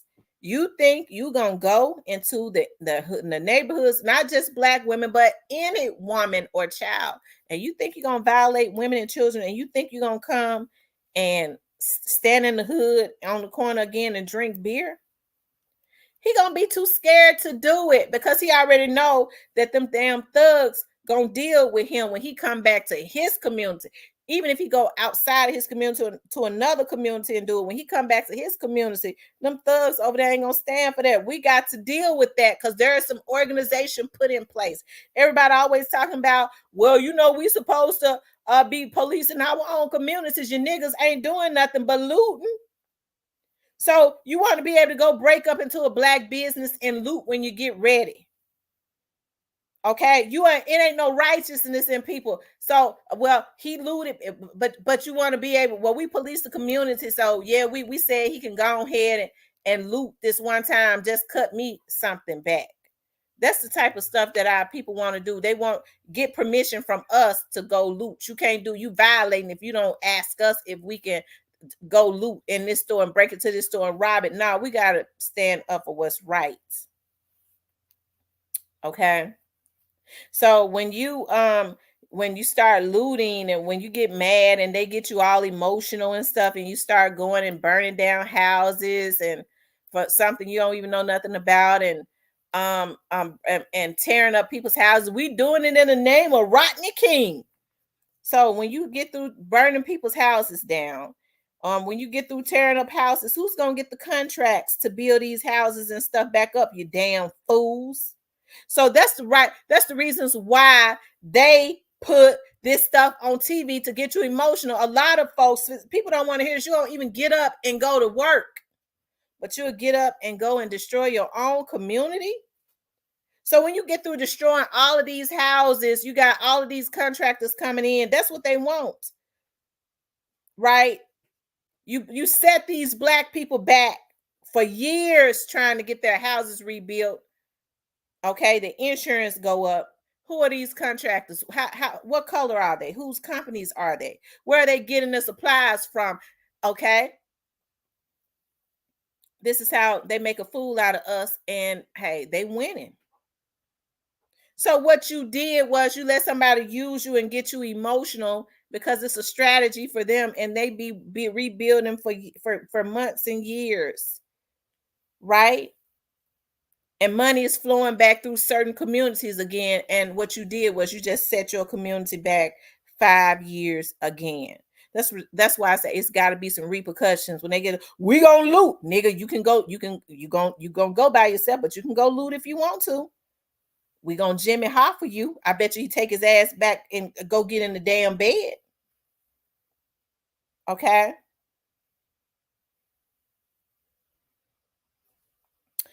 He says, I'm just coming in the room, but I just had to say I've seen someone breaking in cars this morning at 6 a.m. at Lowe's on Perkins Road, shaking my head. They ain't hit. Am I reading that right? Shaking my head. They hit. Oh, okay. They hit about 4 cars of hardworking people. I need to put my damn glasses on. I can't see. Wow. Now, if they breaking into Lowe's on Perkins, I mean, that's out in the open. Folks was just like you saw them. They don't care. They don't even wear a mask no more. Well, look, they want to break into people's cars and steal their stuff and get their change and stuff out of their cars, get their chewing gum that they might have. Now they steal that too. Okay. And then they want the police to come and get them. That goes to jail. Thank you, Althea, for the cash app. They goes to jail, and they want to go to jail, okay? Because their teeth is probably rotting in their mouth. They ain't got no damn money to get them out. They jaw and stuff swole up because they got a rotten teeth. So they'll go and they go and break in cars. They steal everything out of it, sell it. They don't wear a mask. They hoping that there's a camera. They jaw swole up from their mouth being rotten. And then they go to jail where when they know if they go to jail, they go to medical. When they first get in there, they're going to say, what's wrong with your jaw? I got rotten teeth in my mouth. The first thing they're going to do is set them a dental appointment and immediately have their rotten teeth and their rotten mouth fixed. The criminals winning. So that's why I say, there's a system put in place for. She says, and the car was probably stolen. Wow. Hey, Lord, I almost cracked a joke. I said, see, I was going to say, these cars, but they've been getting broken into. CEO Bobby Albert. I don't think CEO Bobby is, I don't think is breaking in cars no more, child. I just don't believe it. CEO Bobby just want to be left alone. I wonder if CEO Bobby and JoJo Splash still friends. I wonder. That's interesting. Y'all make sure y'all hit the like button for me, okay? Like, share, and subscribe. But call in. I'm sorry, y'all. I know I got into a lot of. I be getting into everything because I be thinking about a lot of stuff. I did history. I did some of everything. I'm sorry. Call in. We can talk about anything, but we're talking about is high poverty the result of high crime and gang wars in Memphis, okay? So y'all call in. The number is 615-854-7509. 615-854-7509. Call in, okay? Call in. She says, yeah. And thank you guys for supporting the channel, of course, as always. Like I said, I had to get on early because I gotta work tonight.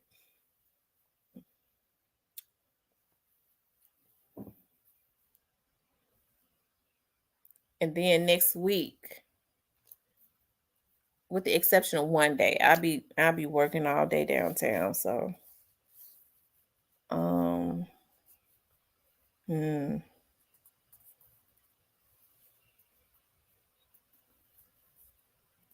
I wonder what court Bang Wang is gonna be in.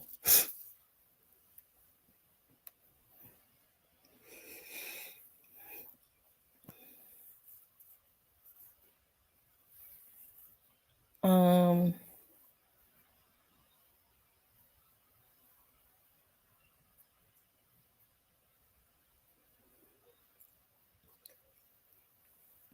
yeah, hit that like button for me.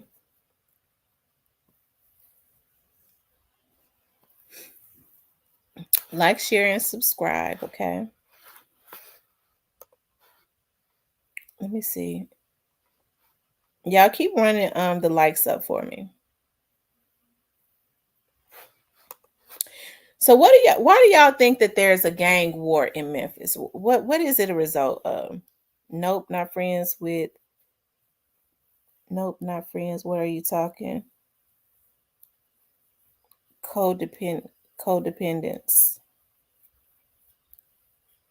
Yeah, a lot of our people have codependent personalities. When I hear people talk about drugs, okay, hey, I can have empathy for anybody, but I don't have empathy for no nigga that go get on crack at 50. 40, 50, 60, not even in their late 30s. You knew damn well you came from the just say no era and you gonna go get on crack. You knew what it was gonna do to you before you even got on it. I had just wanted to get rid of my problems. You even have some men came straight up off thugs, came know what the crack era looked like, and I just wanted to try it, and I didn't know it was gonna do me like that. I don't have no empathy for nobody like that. I can encourage them, get off, say no, get off of drugs, go get yourself some help, and stop being a damn fool, a old fool at that. Why would you want to be a crackhead in your damn 50s? See, that's why I say people listen. Folks, you're gonna have to start holding people's feet to the fire, nigga. You got grandkids and you done went and tried crack when you knew what it was gonna do to you. Okay.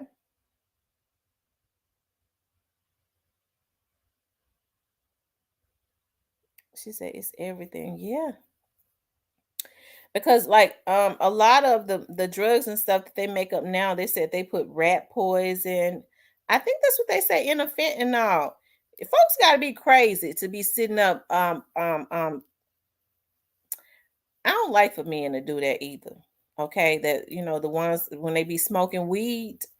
I don't like to see them passing the joint around, everybody putting their damn mouth on it. Pass me the joint. That's just like kissing. He just put his mouth on that joint, and you gonna wrap your damn mouth around it. It's about 4-5 Negroes them put their mouth on that joint. You don't know what folks got in their mouth, and you gonna wrap your mouth around it and pull on it. I don't mess with guys like that. They sharing joints with everybody. That's you might as well kiss them.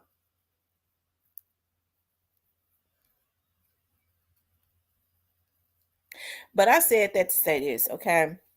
They say that they're putting people sharing weed and they pulling on anybody's joints. I know I'm old fashioned because I calls it a joint. I forgot what they call it, bud. I don't think they call it bud no more. They call it weed. I guess it weed. Okay, so people are lacing their weed and stuff with anything, and y'all smoking with them. That's the reason why when they smoke weed now, they end up losing their minds. You don't ever know what people are putting in their joints. Oh, they call it a blunt. Okay. They call it a blunt. I'm gonna tell y'all something. I have never in my life smoked a joint. Never. I've never ever. First of all, my grandmother, my mama's mama, always had a story about everybody. I'm telling you, she had a story about everything, and it always ended with somebody dying or somebody lost their mind and had to go to the crazy house, and a girl went off to college, and they put a Mickey in her drink, and the girl was smart before she went to college, making straight A's, and the girl lost her mind, and she was going to school thousands of miles away, and she lost her mind and walked home from the school 1,000 miles. That's the type of stuff, and it used to scare me. Even to this day, I have paranoias about if I have an open cup, and I don't care if I'm around family, and I forget, and I'll go into the restroom or something. I come and sit back at the table. I know my family ain't gonna do nothing to me. I won't drink out of it. I can't leave a cup or a soda or nothing and come back to it. I'm gonna pour it out. I don't take drinks from people. No, I don't. I'm never clubbed like that. But you know how guys might want to buy you drinks. They'll send you a drink over to your table or something like that. I would go, oh, thank you, and put the drink on the table, never drink it. I don't know what they put in that drink, but that's the kind of paranoias that I've always had, right? So she definitely had me in fear of ever smoking any weed. I never wanted to, but especially with the weed, don't smell the way that it smelled when I was growing up. Okay. It's funky now. I don't know how anybody could smoke on something that stank that bad anyways. That's number one. But I've never in my life smoked a joint, ever pulled on one. And so my daughter was talking to me. Y'all know I got a daughter. She get ready to turn 26. And she said to me one day, she said, Mom, that day, one day we had cut school and we went over to the park and we was in the park smoking weed. I said, what? I said, oh my God, you started smoking weed when you was in high school. Mama. I don't like to tell you, I started hollering and crying. I was like, you never saw me smoke no weed. Ever. My daughter never saw me smoke no weed. I guess you get it from her daddy. I don't know. It says the Black Barbie. And she said, and we went to the park and we were smoking weed. We cut school, and y'all, she cut school, and I didn't even know it. And they so damn crazy. They went to the park across the street from the school. That's how crazy they are. And was smoking weed, and me and one of my friends, we used to be friends. That's why I don't like her now. We got to fighting. I said, Lord, these kids sure tell you stuff after time. My mama, that happened when I was in high school. I was just like, oh my God. I can't believe a lot of this stuff.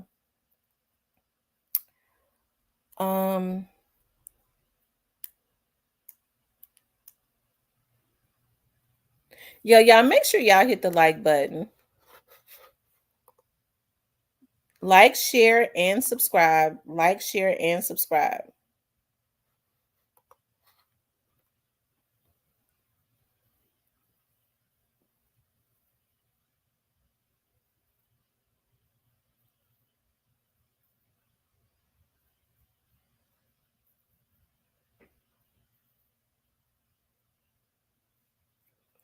And it was definitely Noodles. It was Noodles. It was her. It was her child. She is something else. Ooh, that girl. Ooh, she's got a good spirit. She was my child that didn't care about nothing. Like her friends would come and spend the night. She gave all her clothes away. I would be at the school, and I would like, Noodles. Didn't I buy you a jean jacket like that? Mom, it's mine. I told her she can have it. I said, you can't give a damn thing away that I pay for. Didn't have a job the first and giving away her clothes. She's got a free heart. She gave away everything. Hold on. Let me see if I got a pictures of my noodles. She is something else, crazier than a road lizard. And I tell her, she looks just like her dad now. She looking just like him.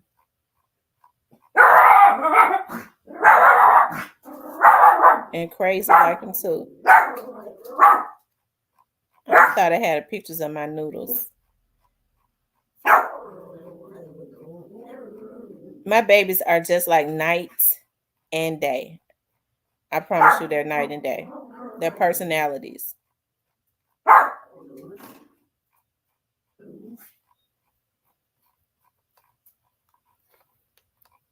Hold on, y'all. Let me see. Do I have a picture of my noodles? My noodle pop? I thought I did. I guess I don't. I might have a picture of her when she was a baby.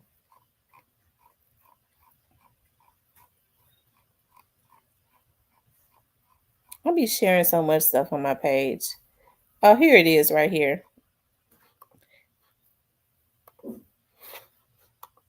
That's when she went to her prom with her, a nice little guy. He had wanted to get married, child. I said, y'all too.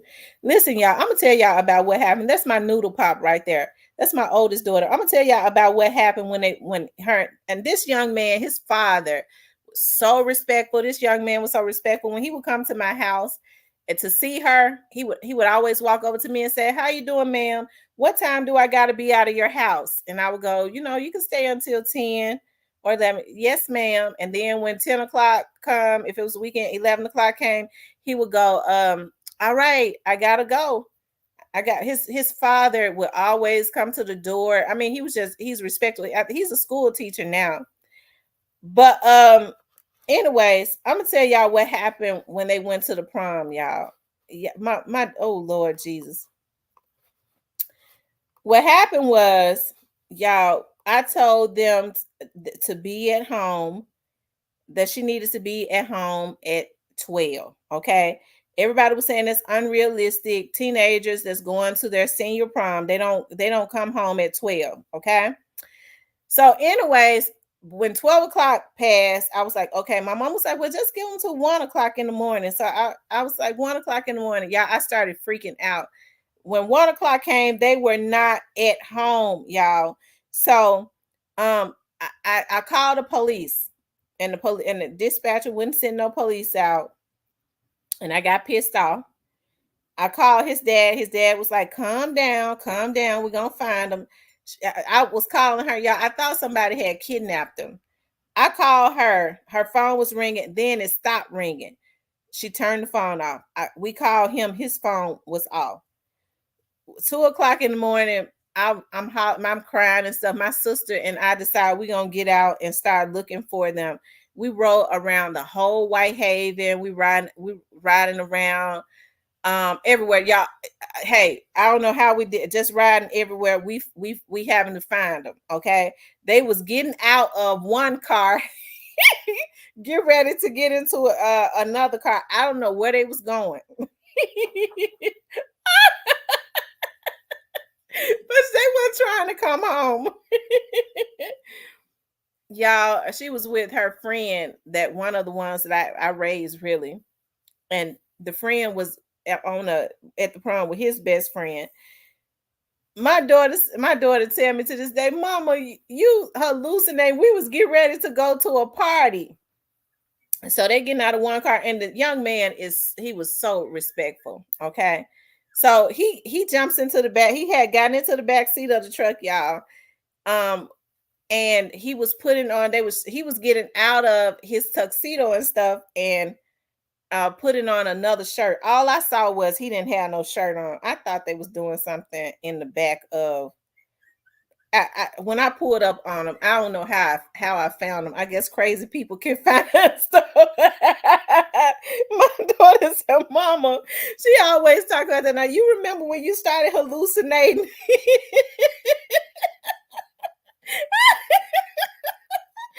Oh my God, y'all. I'm telling y'all, my kids, listen, they were for the most part, they were good children, but that one right there, ooh, ooh, she was something else. Now this my quiet baby right here. This is my quiet baby, okay? And she's just like her dad. Their personalities are like night and day. And she like her dad, she's real secretive. That girl, she know how to save money, she know how to stack money. I mean, she stacks all of her money. She works real hard and she ain't gonna never tell you. And Bradley, what? Mom, no, I ain't do nothing. I don't know them.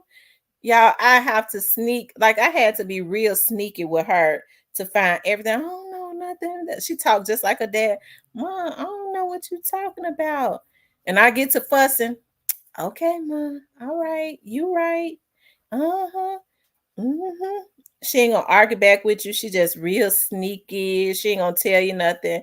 She confides in my mother, and my mom said, and don't tell her I told you, because she said you too dramatic. She don't like telling you nothing because you flips out.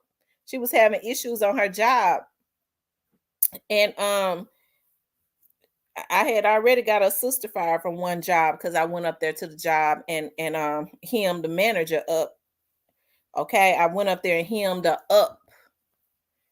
Okay. And so my baby didn't want to tell me that they was messing with her at her job, because she said, Granny, don't tell mama because she dramatic. She gonna get me fired just like she did Noodles.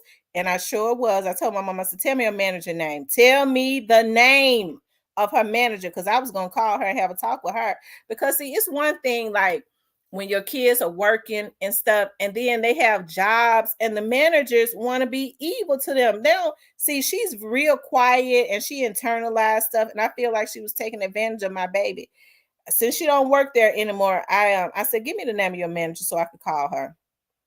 Mama, no, just let it go, please. I said, I tell you what, I'm going up there. Mama, no, please don't embarrass me, because I'll pull up about my kids. But anyways, y'all, I remember one day she called home. Y'all, kids are so bad. She called home crying because the teacher had suspended her because some girls in her class was playing cards. This is when they went to Whitehaven. And this is when she was she was in the 12th grade. And she was crying, they suspended me. And I knew, now if it had been the other one, the first one I showed y'all, I know my kids, okay? If it had been her, I would have said, well, she probably did do that because I knew her. But that one, I knew something was wrong. She would never do anything to get suspended. And so he was so nice. He was like, he said she was back there playing cards. Look, y'all, the girls are they so bad.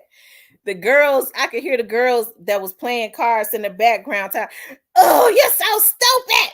She was not playing cards. She was just watching us. You suspended that girl for nothing. I mean, they was really going off on him. I said, sir, I said, she's not a bad kid or anything. He said, Mom, I was not. She was crying. He said, all right, I'm going to give you another chance. I'm going to go to the office. And he said, but y'all little bad bus gonna stay suspended. We don't care. You ain't have to get her suspended. She didn't do nothing. We was the one playing cards. They was taking up for her. He was like, ma'am, I'm glad she called you. So what she needs to do is get away from the troublemakers. I said, just go sit at the front of the class and don't play cards no more. Don't look at them play cards. Just get your lesson done. I said, I appreciate that. But if it had been my other daughter and he called me and said she was playing cards, I would have known it was true. Because she would have been playing cards. I know that one don't do stuff like that. Because she would get her lesson. The Black Barbie says, right. I remember the my baby was going to Havenview. That's a school in Whitehaven. My oldest daughter. The teacher, the principal called me and he said, Miss Tamara, I went into the restroom. They were supposed to be in lunch. He said. He said, and they was fighting. They was fighting my daughter, and for her to be so skinny, y'all, she's stronger than they say crazy people strong, and she is stronger than an ox. Okay, always have been. And she said, and he said they was in the restroom fighting. He said, "Oh, Miss Tamara, you should have heard the noise he said he was making." He suspended her. She bust the girl lip. The girl had a black eye. So my mom, I told her I ain't want to fight. I said, "Why the hell you in the restroom instead of being at lunch?" Because we cut lunch. How you gonna cut lunch? Oh, that's weird.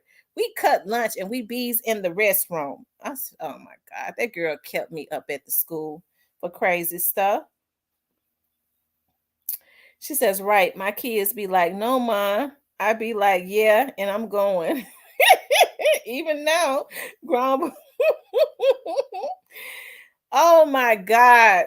They used to always try to make me feel guilty about not because I didn't let them spend the night at people. I let them spend the night at one person's one schoolmate house, and I had a fit about that, but I let them do it because it was a slumber party. But now that she's got her own child, she go, "Mama, I sure appreciate you being protective over us because it's a lot of stuff that go on." I said, "Now you see that you got your child because y'all try to always make me feel guilty. We never got to go spend the night nowhere. Sure not. I don't know if their daddy was sick or not. Sure wasn't. I didn't want to have to unload on nobody's husband because that's what I was going to do." Y'all hit the like button for me. Hit the like button.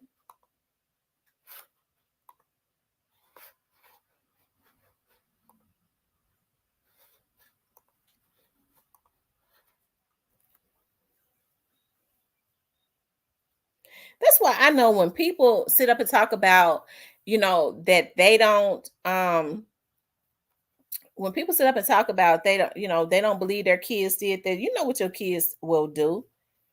I never, when I got calls from the teacher, whenever it was just like she rolled her eyes at me, I already knew the characteristics of my child.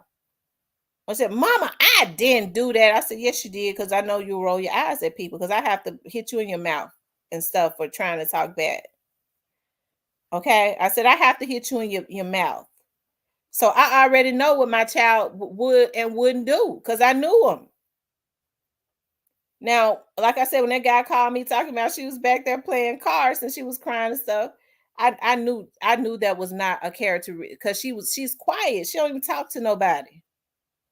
And the kids was mad. The girls were. I could hear him in the background going off on the teacher. "You suspended. She didn't do nothing."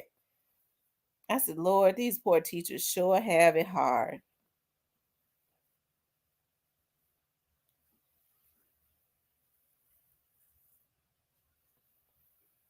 Winston says, "I'm enjoying it." I'm telling you, my kids was something else. That oldest one, but my oldest one, she was such an overachiever. Like she was very everything she ever tried out for. It's like she did everything. She was very. It was effortless. She never had to work hard. I had to. She was like, "Mama, I'm gonna be a majorette." She was a majorette from the second grade. Then she decided when she got in high school one year she wanted to be a cheerleader.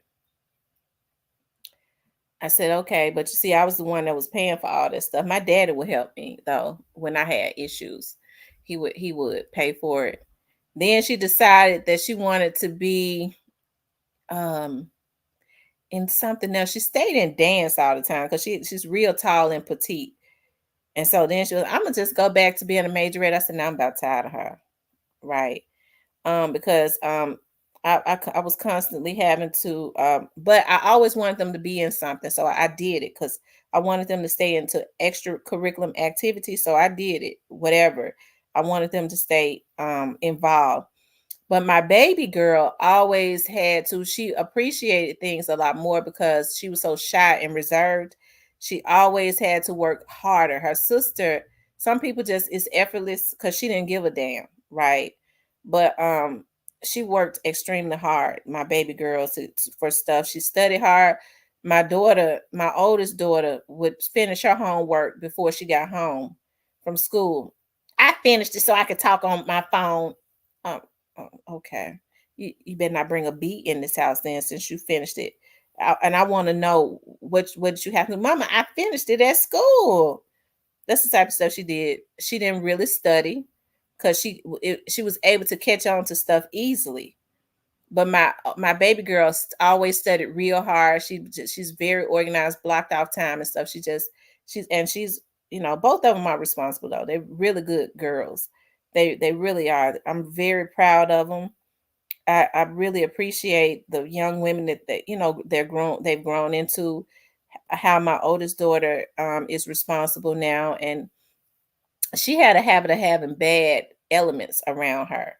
My oldest daughter, real pretty girl, both of them are, and so that phase is gone too. So I'm really happy about that because I was gonna kill a bitch about my baby. I told y'all about she was dating this African straight in college. She dates this African. He claimed that he might have been 24, but I knew the nigga was 30. By his mannerism, they lies about their age, but he came extremely possessive, and she started to change. She started to turn into somebody I didn't know. So I told my mom that my mama was so in denial. I said something is going on.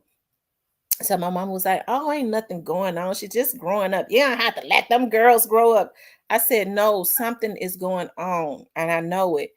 And I kept, because I stayed digging them. I gave birth to them, and so I found out some stuff, and hey, the fight was on because she was a young, immature girl.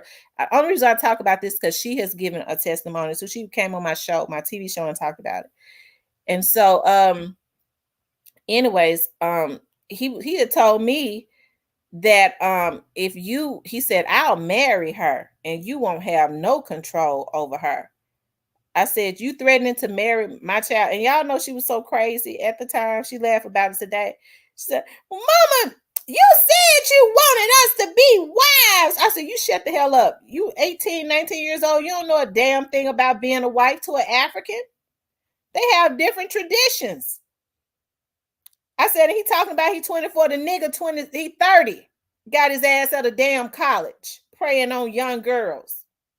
But he met his match though, okay? Yeah, that's Juki's mother. This one I'm talking about. And so anyways, y'all, he had threatened to marry her, and she was just ready. He probably wanted to, he wanted to be legal. That's probably all that was. He wanted to be legal. I told her, I said, he trying to use you to be legal. Mama, he already legal. So me and him went back and forwards, right? About some stuff that was going on that, it was just terrible. And so I had became so desperate. I did, because she was talking about, I think I'm gonna drop out of college. I said, why would you drop out of college? I just want to get my mind together. I said, you ain't got a damn thing going on. I pay for everything. What are you talking about? What problems you got? I said, if you having issues in a subject, I hire you. I will hire you a tutor. Then I started talking to my dad about it. My dad said, "Hey, if you having issues, don't drop out. I'll pay for you a tutor. What subjects you need to be tutored in? I have a tutor to come to you. Okay, I'll hire you some tutors." And so, anyways, my dad hired her some tutors when she was in junior high school, right? So then anyway, he said this is why black women are destroyed, because of their mamas.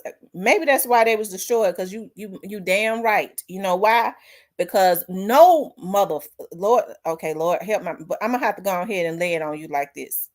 No motherfucker, whether he was an African, a Caucasian, an American black nigga, no motherfucker will ever come into my child's life, my motherfucking 19-year-old child's life, and manipulate her. And as her mother, I not do anything about it. I saw what he was doing, nigga, not you. Whatever you are behind that damn page, okay? You damn right. I sure did. And you didn't let me finish. Let me tell you all I did, because it gets better. Okay? It was some shit going on. I found out about it. I confronted him about what he was doing to my child, you motherfucker. If I had not stepped in, bitch, he'd have ruined her life. That's what mothers do.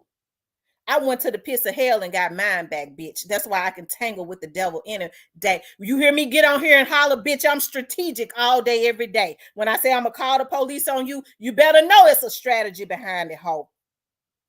Okay? And I wins because I know the strategy. You can't beat me at this legal stuff. Okay? I dabbled in the midst of it. You can't beat me at it. You can think you can, but once I get a foothold on you, bitch, you through. Okay? But anyways, so I found out about some stuff that he was doing to my child. For some reason, he had a hold on her. He had a hold on her. She was going against me. I mean, her real first boyfriend, you know, the boy she went to the prom with, I thought he was just perfect. But he went away to college. He got a football scholarship. She went to another college. Okay. And anyways, we started going backwards and forwards. Okay. We started going backwards and forwards, and I became desperate because it was getting worse and worse. So I started digging. I found out that his grandmammy, Lord forgive me for saying it, but his motherfucking grandmammy, his mammy, and his brother was all illegal. Okay. Hey, and it was proof of it. I said, I tell you what, you threatening to marry my child, you constantly, and she got a brain fog. I don't know, I think they was dealing in that black magic or something. I said, she don't know how to leave. She could have been scared. I said, but bitch, I'm not. Because, hey, in the part of South Memphis that I come from, bitch, we walked on top of glass bare feet. Okay. So I tell you what, I said, you go ahead and set the wedding date. I said, but I'm not going to be there. My family won't be there, and your family won't be there. My family support me. My family will be there. I said, no, your family won't be there because they got to go. My family not going nowhere. I said, they're going back to Africa. That's where they're going, because I've contacted immigration. They're going back to Africa. So you got a choice. You going to marry her, or you want to keep your family? You ain't got, you better choose wisely. It's on you. You got a choice. You marry her and lose your family, or you leave my child alone. Okay. And then you and your family ride off into the sunset, but they can't stay over here illegal. They ain't gonna be able to do it. Not with what you doing, you black ass motherfucker. So next thing I know, he sent her on back home, child. She, Mona, you ruined my life. I said, man, was ruining your damn life. It would have been one thing if it was a African that was not doing the things to her that he was doing. Like I said, my child is liberated. They have different traditions, and I don't get into all that was going on, but it was some shit going on that he was gonna make me put two in his head. Okay. That's my motherfucking child, bitch. And if you sitting up talking about black mothers ruin her life, no, I saved her life. That's the reason why she went on, she went on to school. Okay. As a matter of fact, she back in school working on another degree while she is working. She got a good job because I helped her to get a good job. Okay. When I was working for the government, I put her right on down there. She working downtown. Okay. And she does very well for herself. She's a wonderful African American woman and mother. I'm very proud of her. She's a giver. She's smart. Okay. She's just she has a beautiful soul. Okay. But she got fight in her. So don't you ever tell me that I ruined my child's life. Okay. When I went to the pits of hell and fought for my child and looked the devil in her eye, looked the devil in the eye and won and took her back. And so that's the reasons why I don't give none of these people excuses, right? Okay. When they sit up telling me, I can't, you have to fight for your children. You have to fight for them. If you know something ain't right, nobody should have, even as an adult, other than maybe a good wife. Okay, your child is married, but if something is going awry in that, and you see that your child, even in marriage, is being taken advantage of, because sometimes we can see things that they can't see, especially when they are in love. It ain't nowhere in the world when my girls get married and I see something is not right in her marriage. When people say you shouldn't get into marriages, that ain't getting into marriage. When you pull your child to the side and say, look, be wise. You don't have to tell them to leave, not unless it's some physical stuff going on, abuse. Open your eyes and be wise. You are supposed to always be able to have influence over children, good influence, not be manipulative just because you don't like your son's wife because she ain't kissing your ass the way you want her to. Not that. I'm talking about when you truly see that somebody is doing something to your child. Okay, you're supposed to have the influence over them to be able to say, baby, open your eyes and be wise. You need to be looking at all things around you and checking into it. That's what you need to be doing. See, people, when people have their sons' ear and stuff, because I see a lot of mothers now, their sons and stuff love them, but if they don't like the girl, and the girl could be real good for their sons, right? But sometimes mothers go, I don't like her. She don't kiss my feet enough. They will manipulate their sons and they lose a good woman.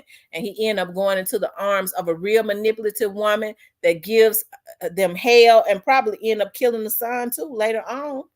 So I feel like parents should stay out of stuff like that unless your child come to you and say, Mama, what you see when you know I'm dating this girl? What you think? What you see? Because a lot of times they will do that. And if she a good mother, hey, you know what? I don't know, but just from looking at her, she seemed, just from, you got to bring her around more. Okay, bring her around and let me see what type of person she is. But it's ultimately your decision. So you're supposed to do that, not trying to live your kids' life.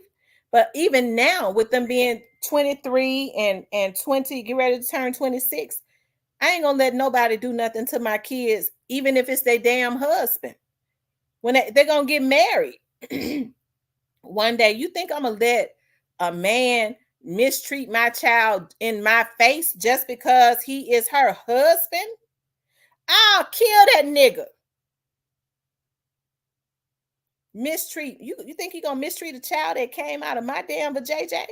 People have the nerve to sit up and say, well, I got papers on them, bitch. I got the original paperwork because my name is on the birth certificate. That is mine. Okay? That's mine. And you don't put your hands on my damn child.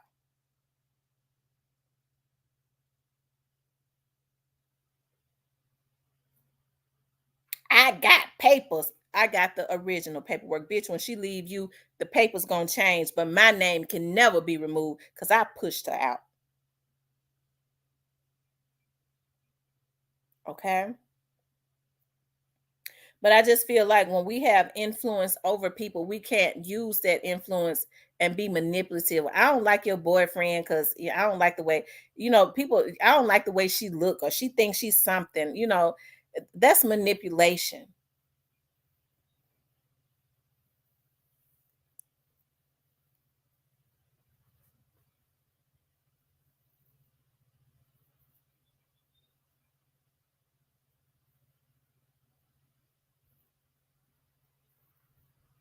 I actually recently ran into a video where a father is in tears because his daughter's boyfriend was blackmailing her and she ended up jumping in front of a train. Oh, wow. That's so sad. That's so sad.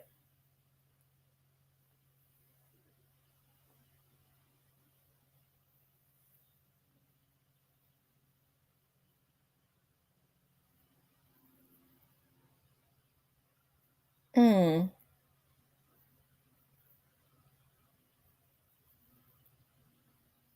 She worked herself through university and all. Oh, wow.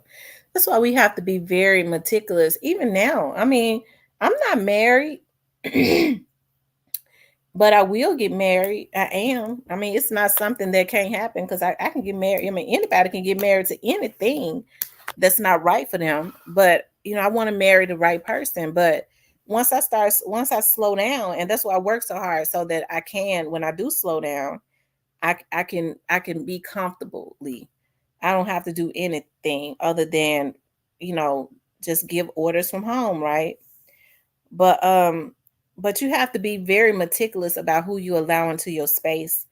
Because if you when you start letting the wrong people in, they could really try, depending on what type of people they are, they'll try and destroy it. They'll try and destroy your life.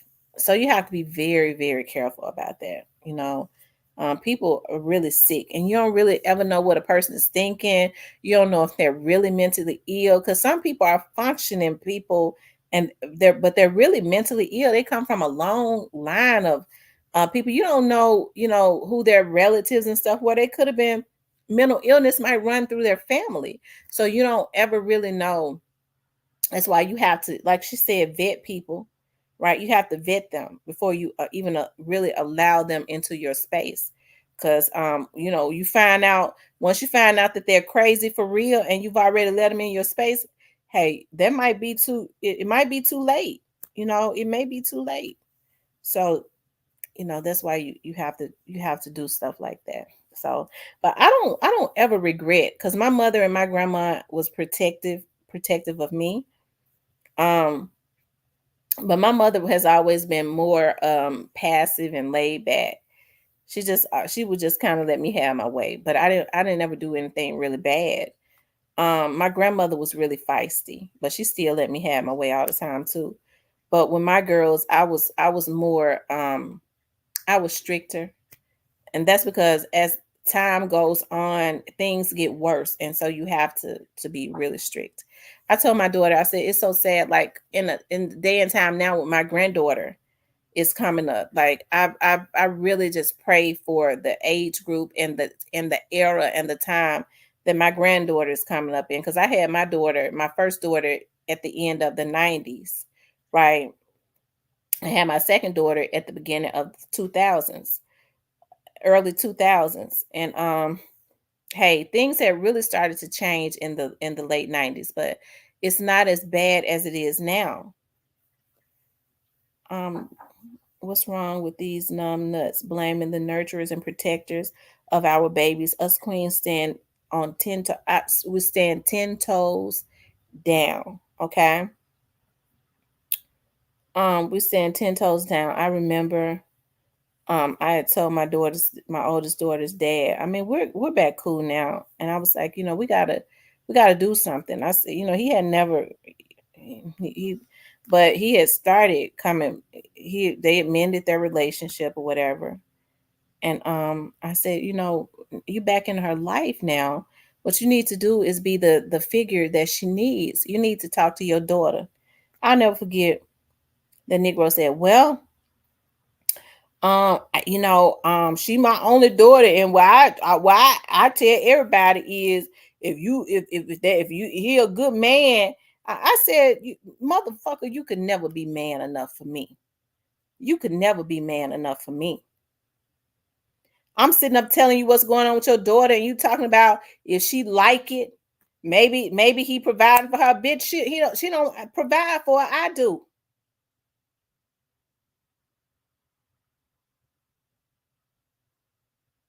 It says very eye-opening video also shows how expressing disapproval still isn't enough.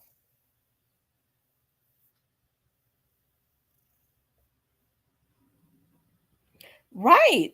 Like I said, so when people are blinded by what they think is love, and trust me now, I felt a certain way because I was like, dog, I've always given them love. I thought I did a good job. I started to question myself. I was like, why? My daughter never saw, I didn't even bring guys around them. They've seen maybe a couple in their whole life because I was very protective of them. My daughter never saw me arguing with nobody. They never saw no man mistreating me. They never saw any of that.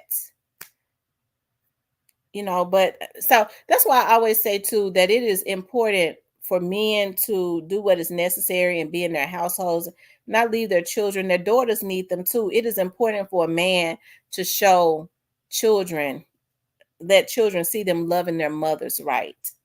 Right. They need to see that. Even though I instilled love in them and I talk to them about how a woman is to be treated and stuff, I don't let people mistreat me.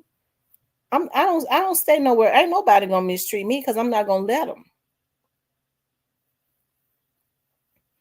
Okay, and she always had a strong personality. That's what they put that black magic on her or something. And people don't think clearly when right, and people don't think clearly when they in love. They give more chances than they need to give. That's what they do. They give more chances.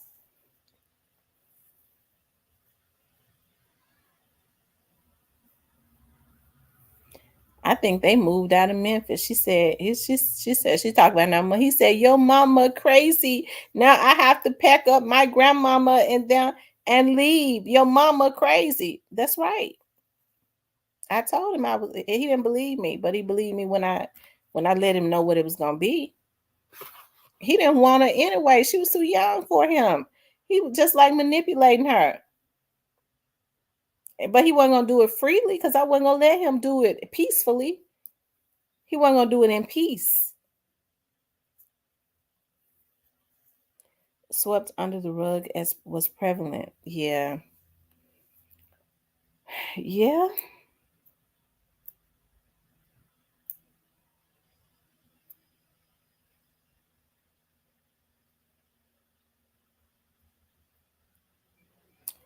Very true, Tamara. If the guy grows up watching his mom get abused, he may think it's normal and acceptable behavior and do the same.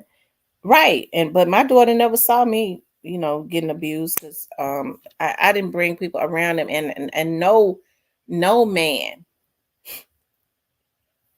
has ever physically done it, abused me. Shit.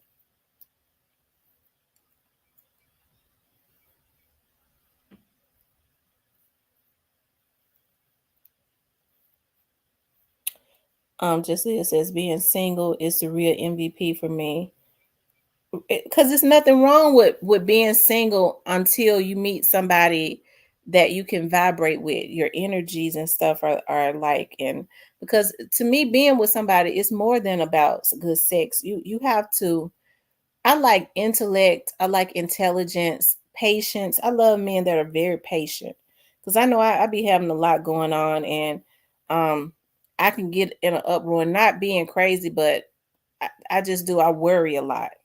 I just naturally do. People won't believe what I do. I like people that know how to bring me back to the center of my peace. Believe it or not, I could do that with other people, but then I get all emotional myself. But it's more than just being having sex with somebody. You gotta like them. I want to actually like the guy. You hear people say, I love my husband, but I don't like him. No, I want to like spending time with a man and not be, oh Lord, I gotta go home. Some people are like that. I gotta go home to this nigga. And that's your husband. They stay at work doubles all day because they're trying to be away from home. I want to like him. I want to be like, ooh, even after 15, 20 years, ooh, I gotta get home to my husband because I gotta cook for him. I want to lay up under him. I want to look at TV. I want to bounce up and down on this wing and all that. I just went too far with that, but I mean, I'm sorry, but that's the truth. When you like a person, it don't get old.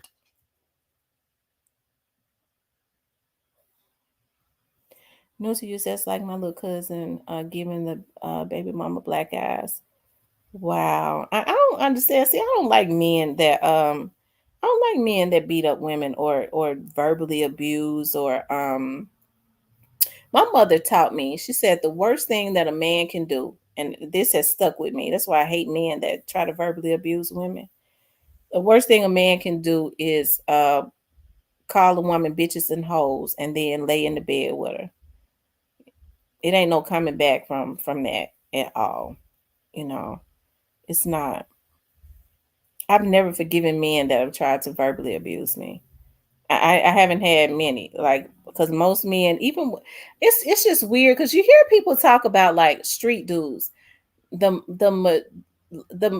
like the out of the seven guys that I've really had like real relationship, like intimate relationships with, about five of them were street dudes, and they were very laid back and calm. And you hear people talk about, but they in the street heavy doing all types of stuff. I couldn't see that because that didn't come before me.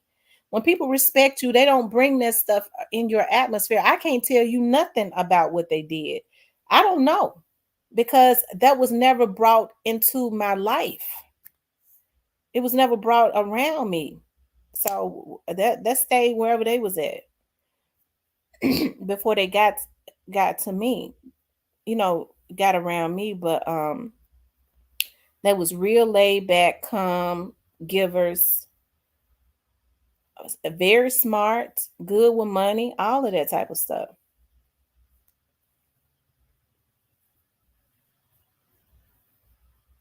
The professionals that I dated were a bunch of damn emotional fools.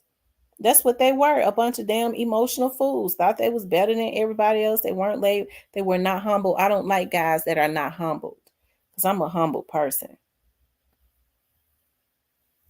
That's right. When they start raising their voice, "Ah!" Oh no, bitch, you got to go because you acting too much like a woman. If you get more emotional than me, I can't be with you.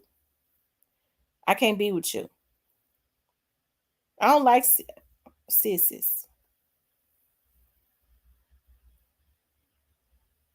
screaming and hollering and stuff. That's the trait of a woman. And we don't do it to be heard. We do it because we automatically our voice starts to raise when we get emotion.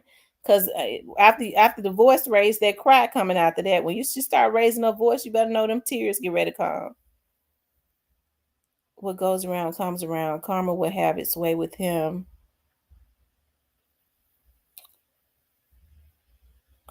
But it's that trauma we don't ever address that perpetuates this endless cycle of abuse.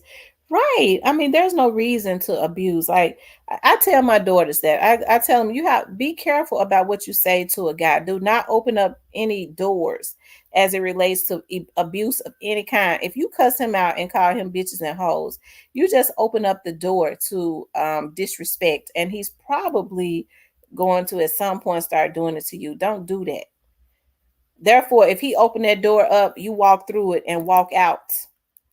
He opened that door up, you walk out of it and never walk back in.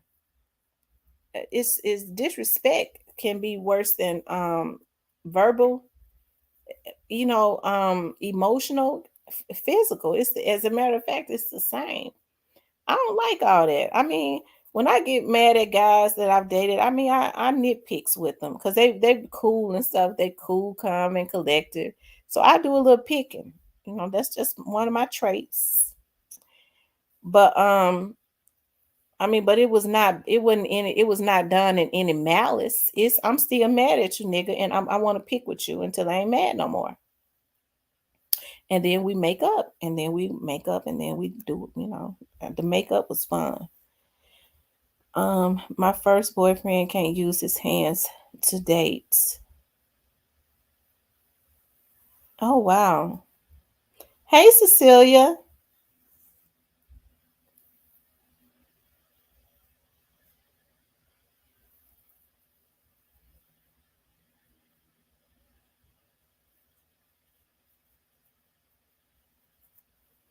Oh wow.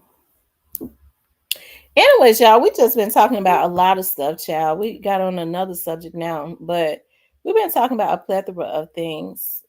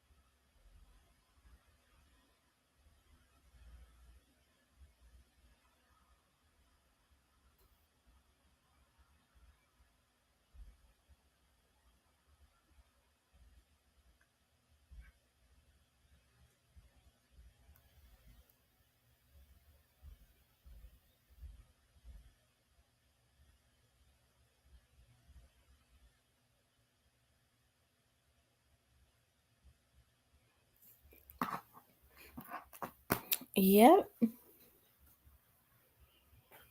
So y'all, what y'all think? What y'all think gonna happen on Monday if Cornelius goes to court? I've been checking to see if Cornelius he's still at 201. They ain't took him nowhere yet. He's still down there. Not to say that they're gonna take him anywhere, because I don't know. But I just be checking to see if he's still there. I don't know. I just think at some point, this is just my opinion. I think at some point he's gonna leave that jail. Before his trial starts. That's what I think. I don't know why. I could be wrong, but I just do believe that.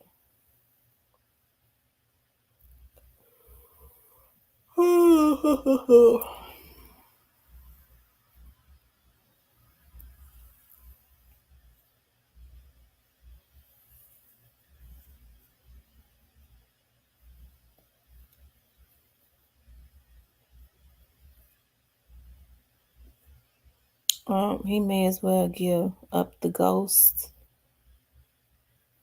He al- he already did. I just wonder if it's anymore. He already did.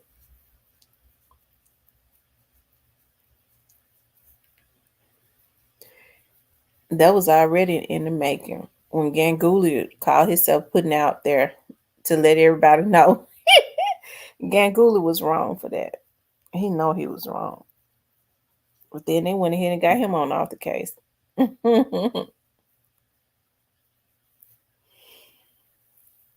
Where's Black Youngster?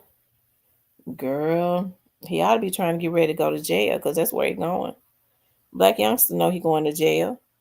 He already know. He done been child, please.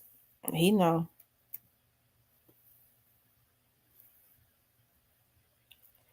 He know I hate Black Youngster did that to himself.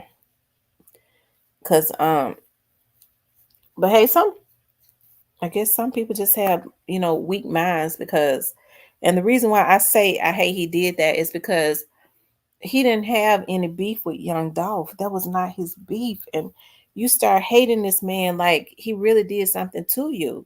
That's not even normal. That's not even normal.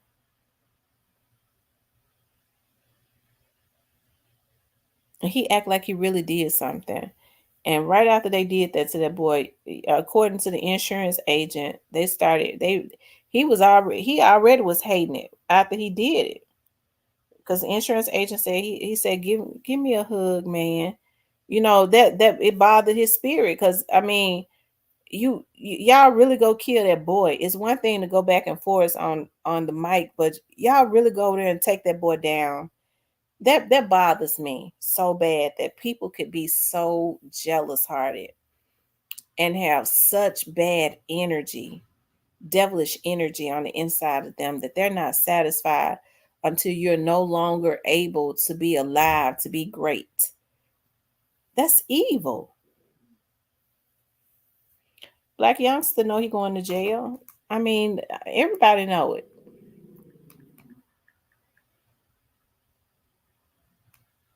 Um, it's it's not like I'm not okay. I'm not saying nothing that don't nobody already know.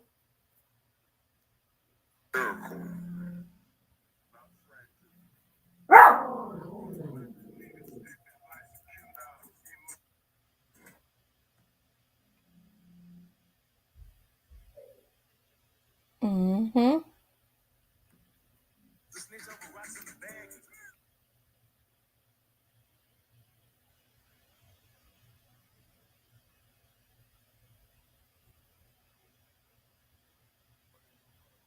Yeah, hit the like button.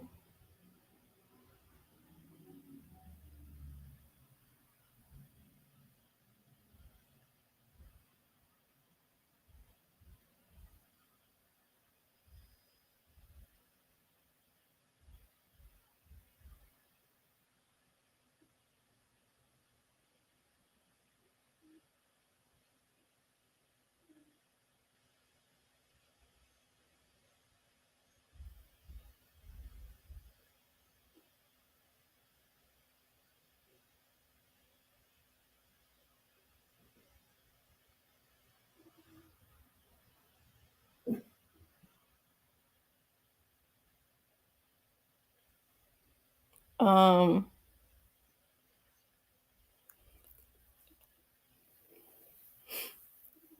it says BY showed he's a follower. He knows that what they did to Young Dolph was not right. It was not right at all. But I think he did it also, because he wanted to stay in good. I think people try to find ways to rationalize, why they do stuff. You know, what got him my big dog in his mind. I want to stay in good with Gotti. Stuff like that. They find ways to rationalize stuff that they know is not right. They have to psych themselves out. They have to psych themselves out.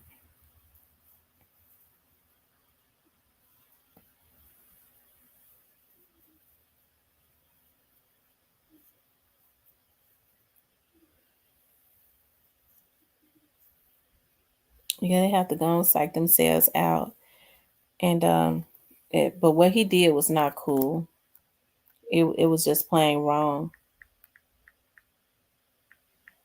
to take up a beef on and decide you're gonna take out a man, help to take out a man that never did nothing to you. And so I think what's going to happen to him is sufficient. I think it's sufficient.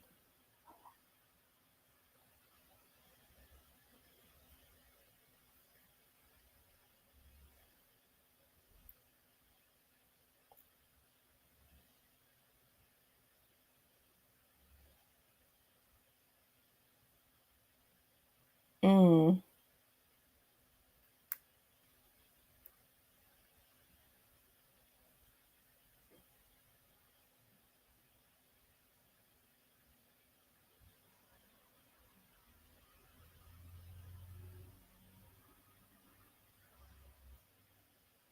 Um.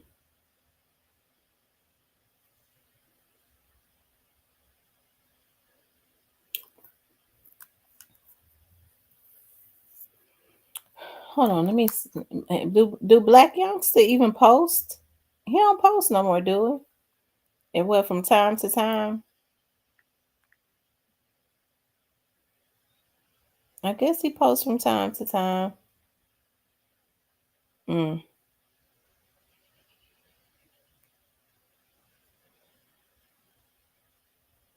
He made a stone fool out of himself.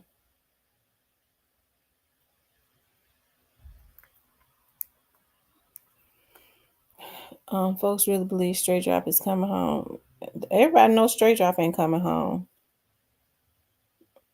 Yeah, he going home to that prison. That's his home.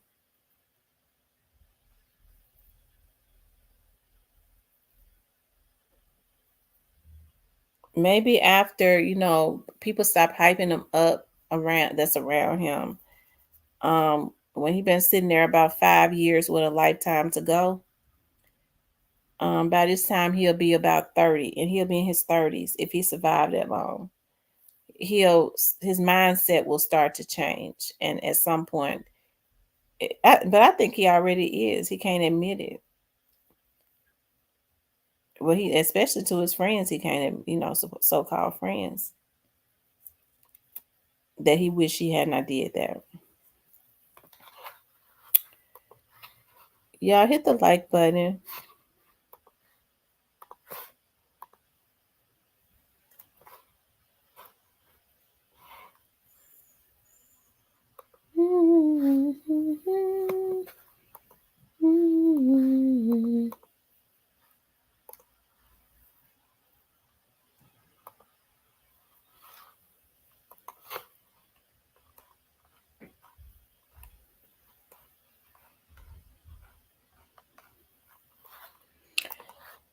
It's almost 1 o'clock. So what I want to do is I want to throw me a few pieces of chicken on the grill, and I was looking at how to make me some. No, I think I'm gonna put it in the oven. I think I'm gonna do cream of chicken.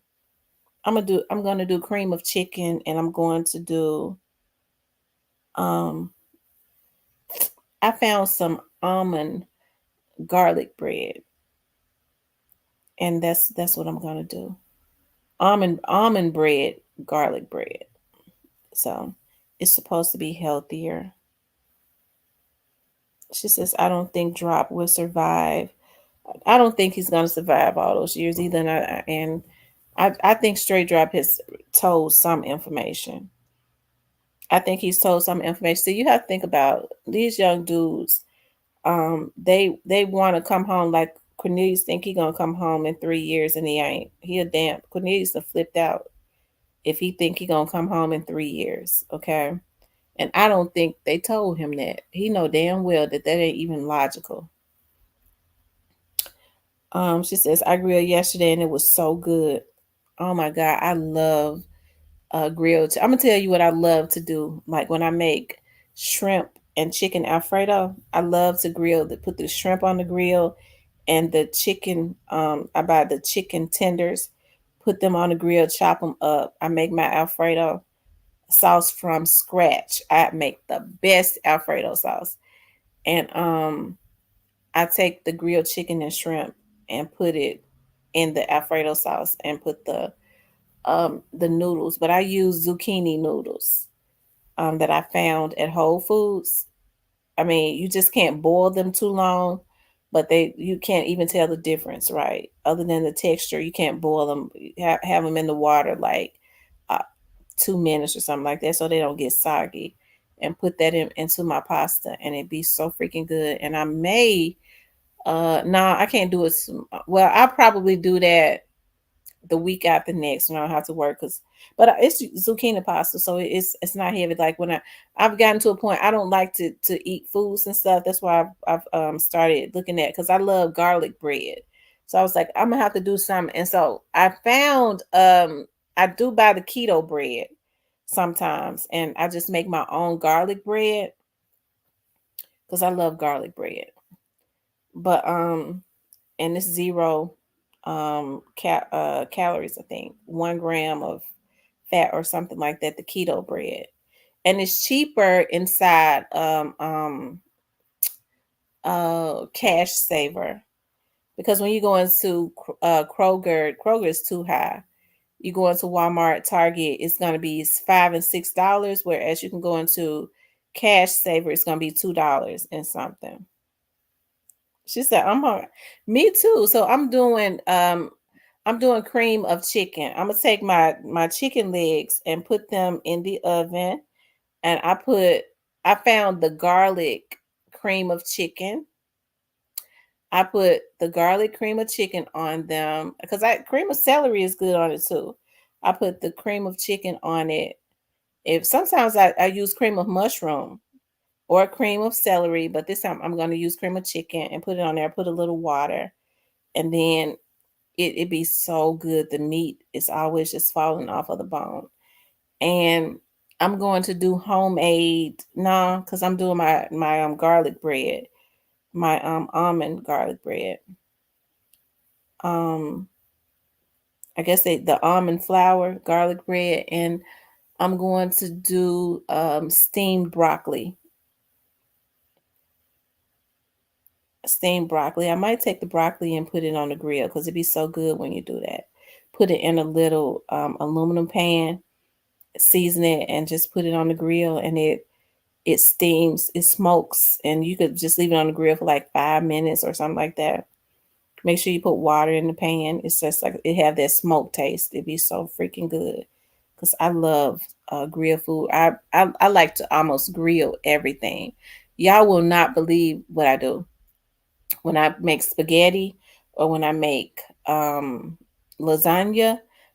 I use ground chicken or ground turkey, and I take the ground chicken and ground turkey and I cook it on the grill. And then I layer my lasagna with it, or I put the grilled meat into my spaghetti. So when people taste my spaghetti, they go, "Is this grilled?" I go, "Yeah, it's grilled." And then when I top my lasagna with cheese, the grill is still hot. I take the pan and put the pan on the grill and put the top on, put the top down on the grill and let the cheese melt from the grill instead of putting it in the oven, and it just has a different great taste. I mean, it tastes so freaking good. because it still has some of the like smoke taste. Like I like to cook. I and I've been learning like different recipes. Like I've been looking at y'all to make organic buttermilk. I know how to make almond milk. I don't eat cereal. I have not bought cereal. Hey Jonathan, I haven't bought cereal in I haven't bought cereal in like I know about 4 years. I haven't had cereal in about 4 years because of all of the or longer the sugar that is in cereal. And y'all know the Kellogg's plant is in Memphis. Am I gonna do Memphis in May? Um, maybe it be so much stuff going on. I don't know, but I should. Um, yeah, I always buy the smoked paprika, and I'm gonna tell y'all what I found. I found smoked salt and pepper. It's mixed together, and I use that. Hey, Memphis Shiesty, I use that. It's pretty good. I don't like salt like that, but I put a little bit on of that on there. Oh, I know how to make homemade coffee cream. I know how to make homemade coffee cream now. And I know it's healthier, when I make it because I have the sugar-free flavors. I buy all of my sugar-free flavors from out of like Marshalls, the syrup, and you can flavor it. Okay, you use the oh god, the sweet milk, um, the heavy cream, and that's basically how you make it. Really, I know how to make homemade ice cream.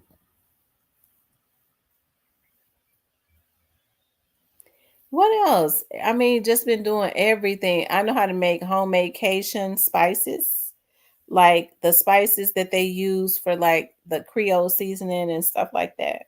But I love seasoning, y'all. I have so many seasonings in my cabinet.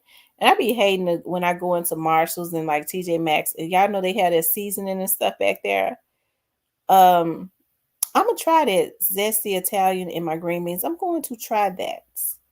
I'm gonna tell y'all what did I make? Homemade. Oh, I made my own ranch. I made my own ranch. Oh my god, it was so good. She said sugar free stuff had me gagging.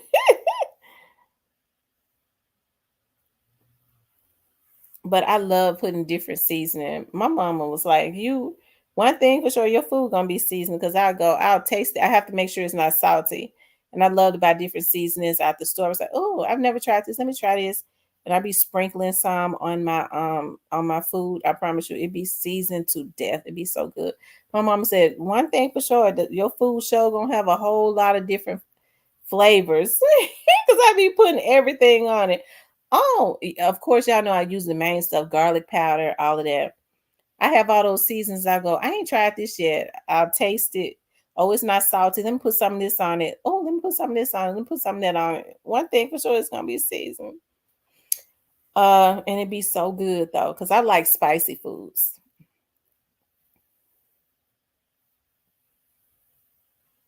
I think, I think tomorrow. No, I can't do it tomorrow. I gotta get out and work. I was going to say I might do like catfish, fry it. With cat, I'm gonna tell y'all something with catfish and with wings. I feel like catfish and wings, and I'm just talking about catfish because y'all know people say I tried to give up catfish, but catfish is just too good. I think catfish and wings should either be grilled or fried. I can't bake wings. I just can't do it. They have to be fried or grilled. I like to grill I like to grill chicken thighs, and I like to bake them too.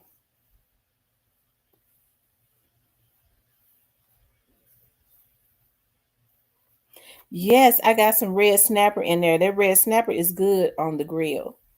I'm gonna tell you, I like the flavor of the red snapper, But the red snapper be costing $9 for like 3 pieces. I'm like, ooh, I get it sometimes when I see it on sale, but I still got some in there. I think I got like 2 pieces in there. I'll probably throw on the grill one day next week and make me some cauliflower mashed potatoes. But I bought me a really big bag of russet potatoes, and I be baking. I be doing loaded baked potato, and it be so good. You could just eat that as a meal without any meats, or you can load up everything on the potato. Like I did that one day. I did a loaded baked potato. Of course, I washed it really good and oiled it up really good, and started poking the holes in it until it got soft. And then I grilled me some chicken, and I had some broccoli. Yeah, chicken and broccoli, and I stuffed it in the potato. And I cut the chicken breast up and stuffed it in the potato and put my cheese and sour cream on it, and it was so freaking good.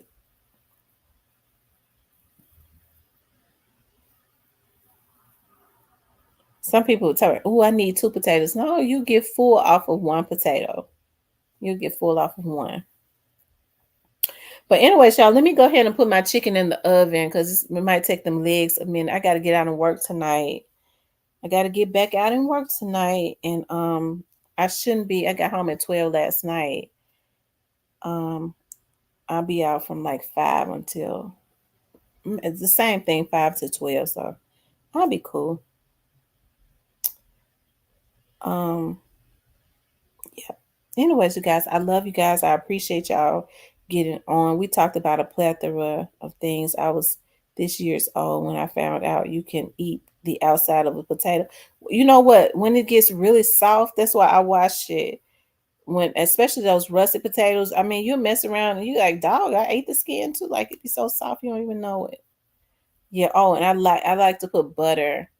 They've been talking about that Irish butter, and I bought some of it. I don't see the difference in the flavor in that Irish butter than any other butter, other than it's really expensive. I can't believe I paid $8 for no damn butter.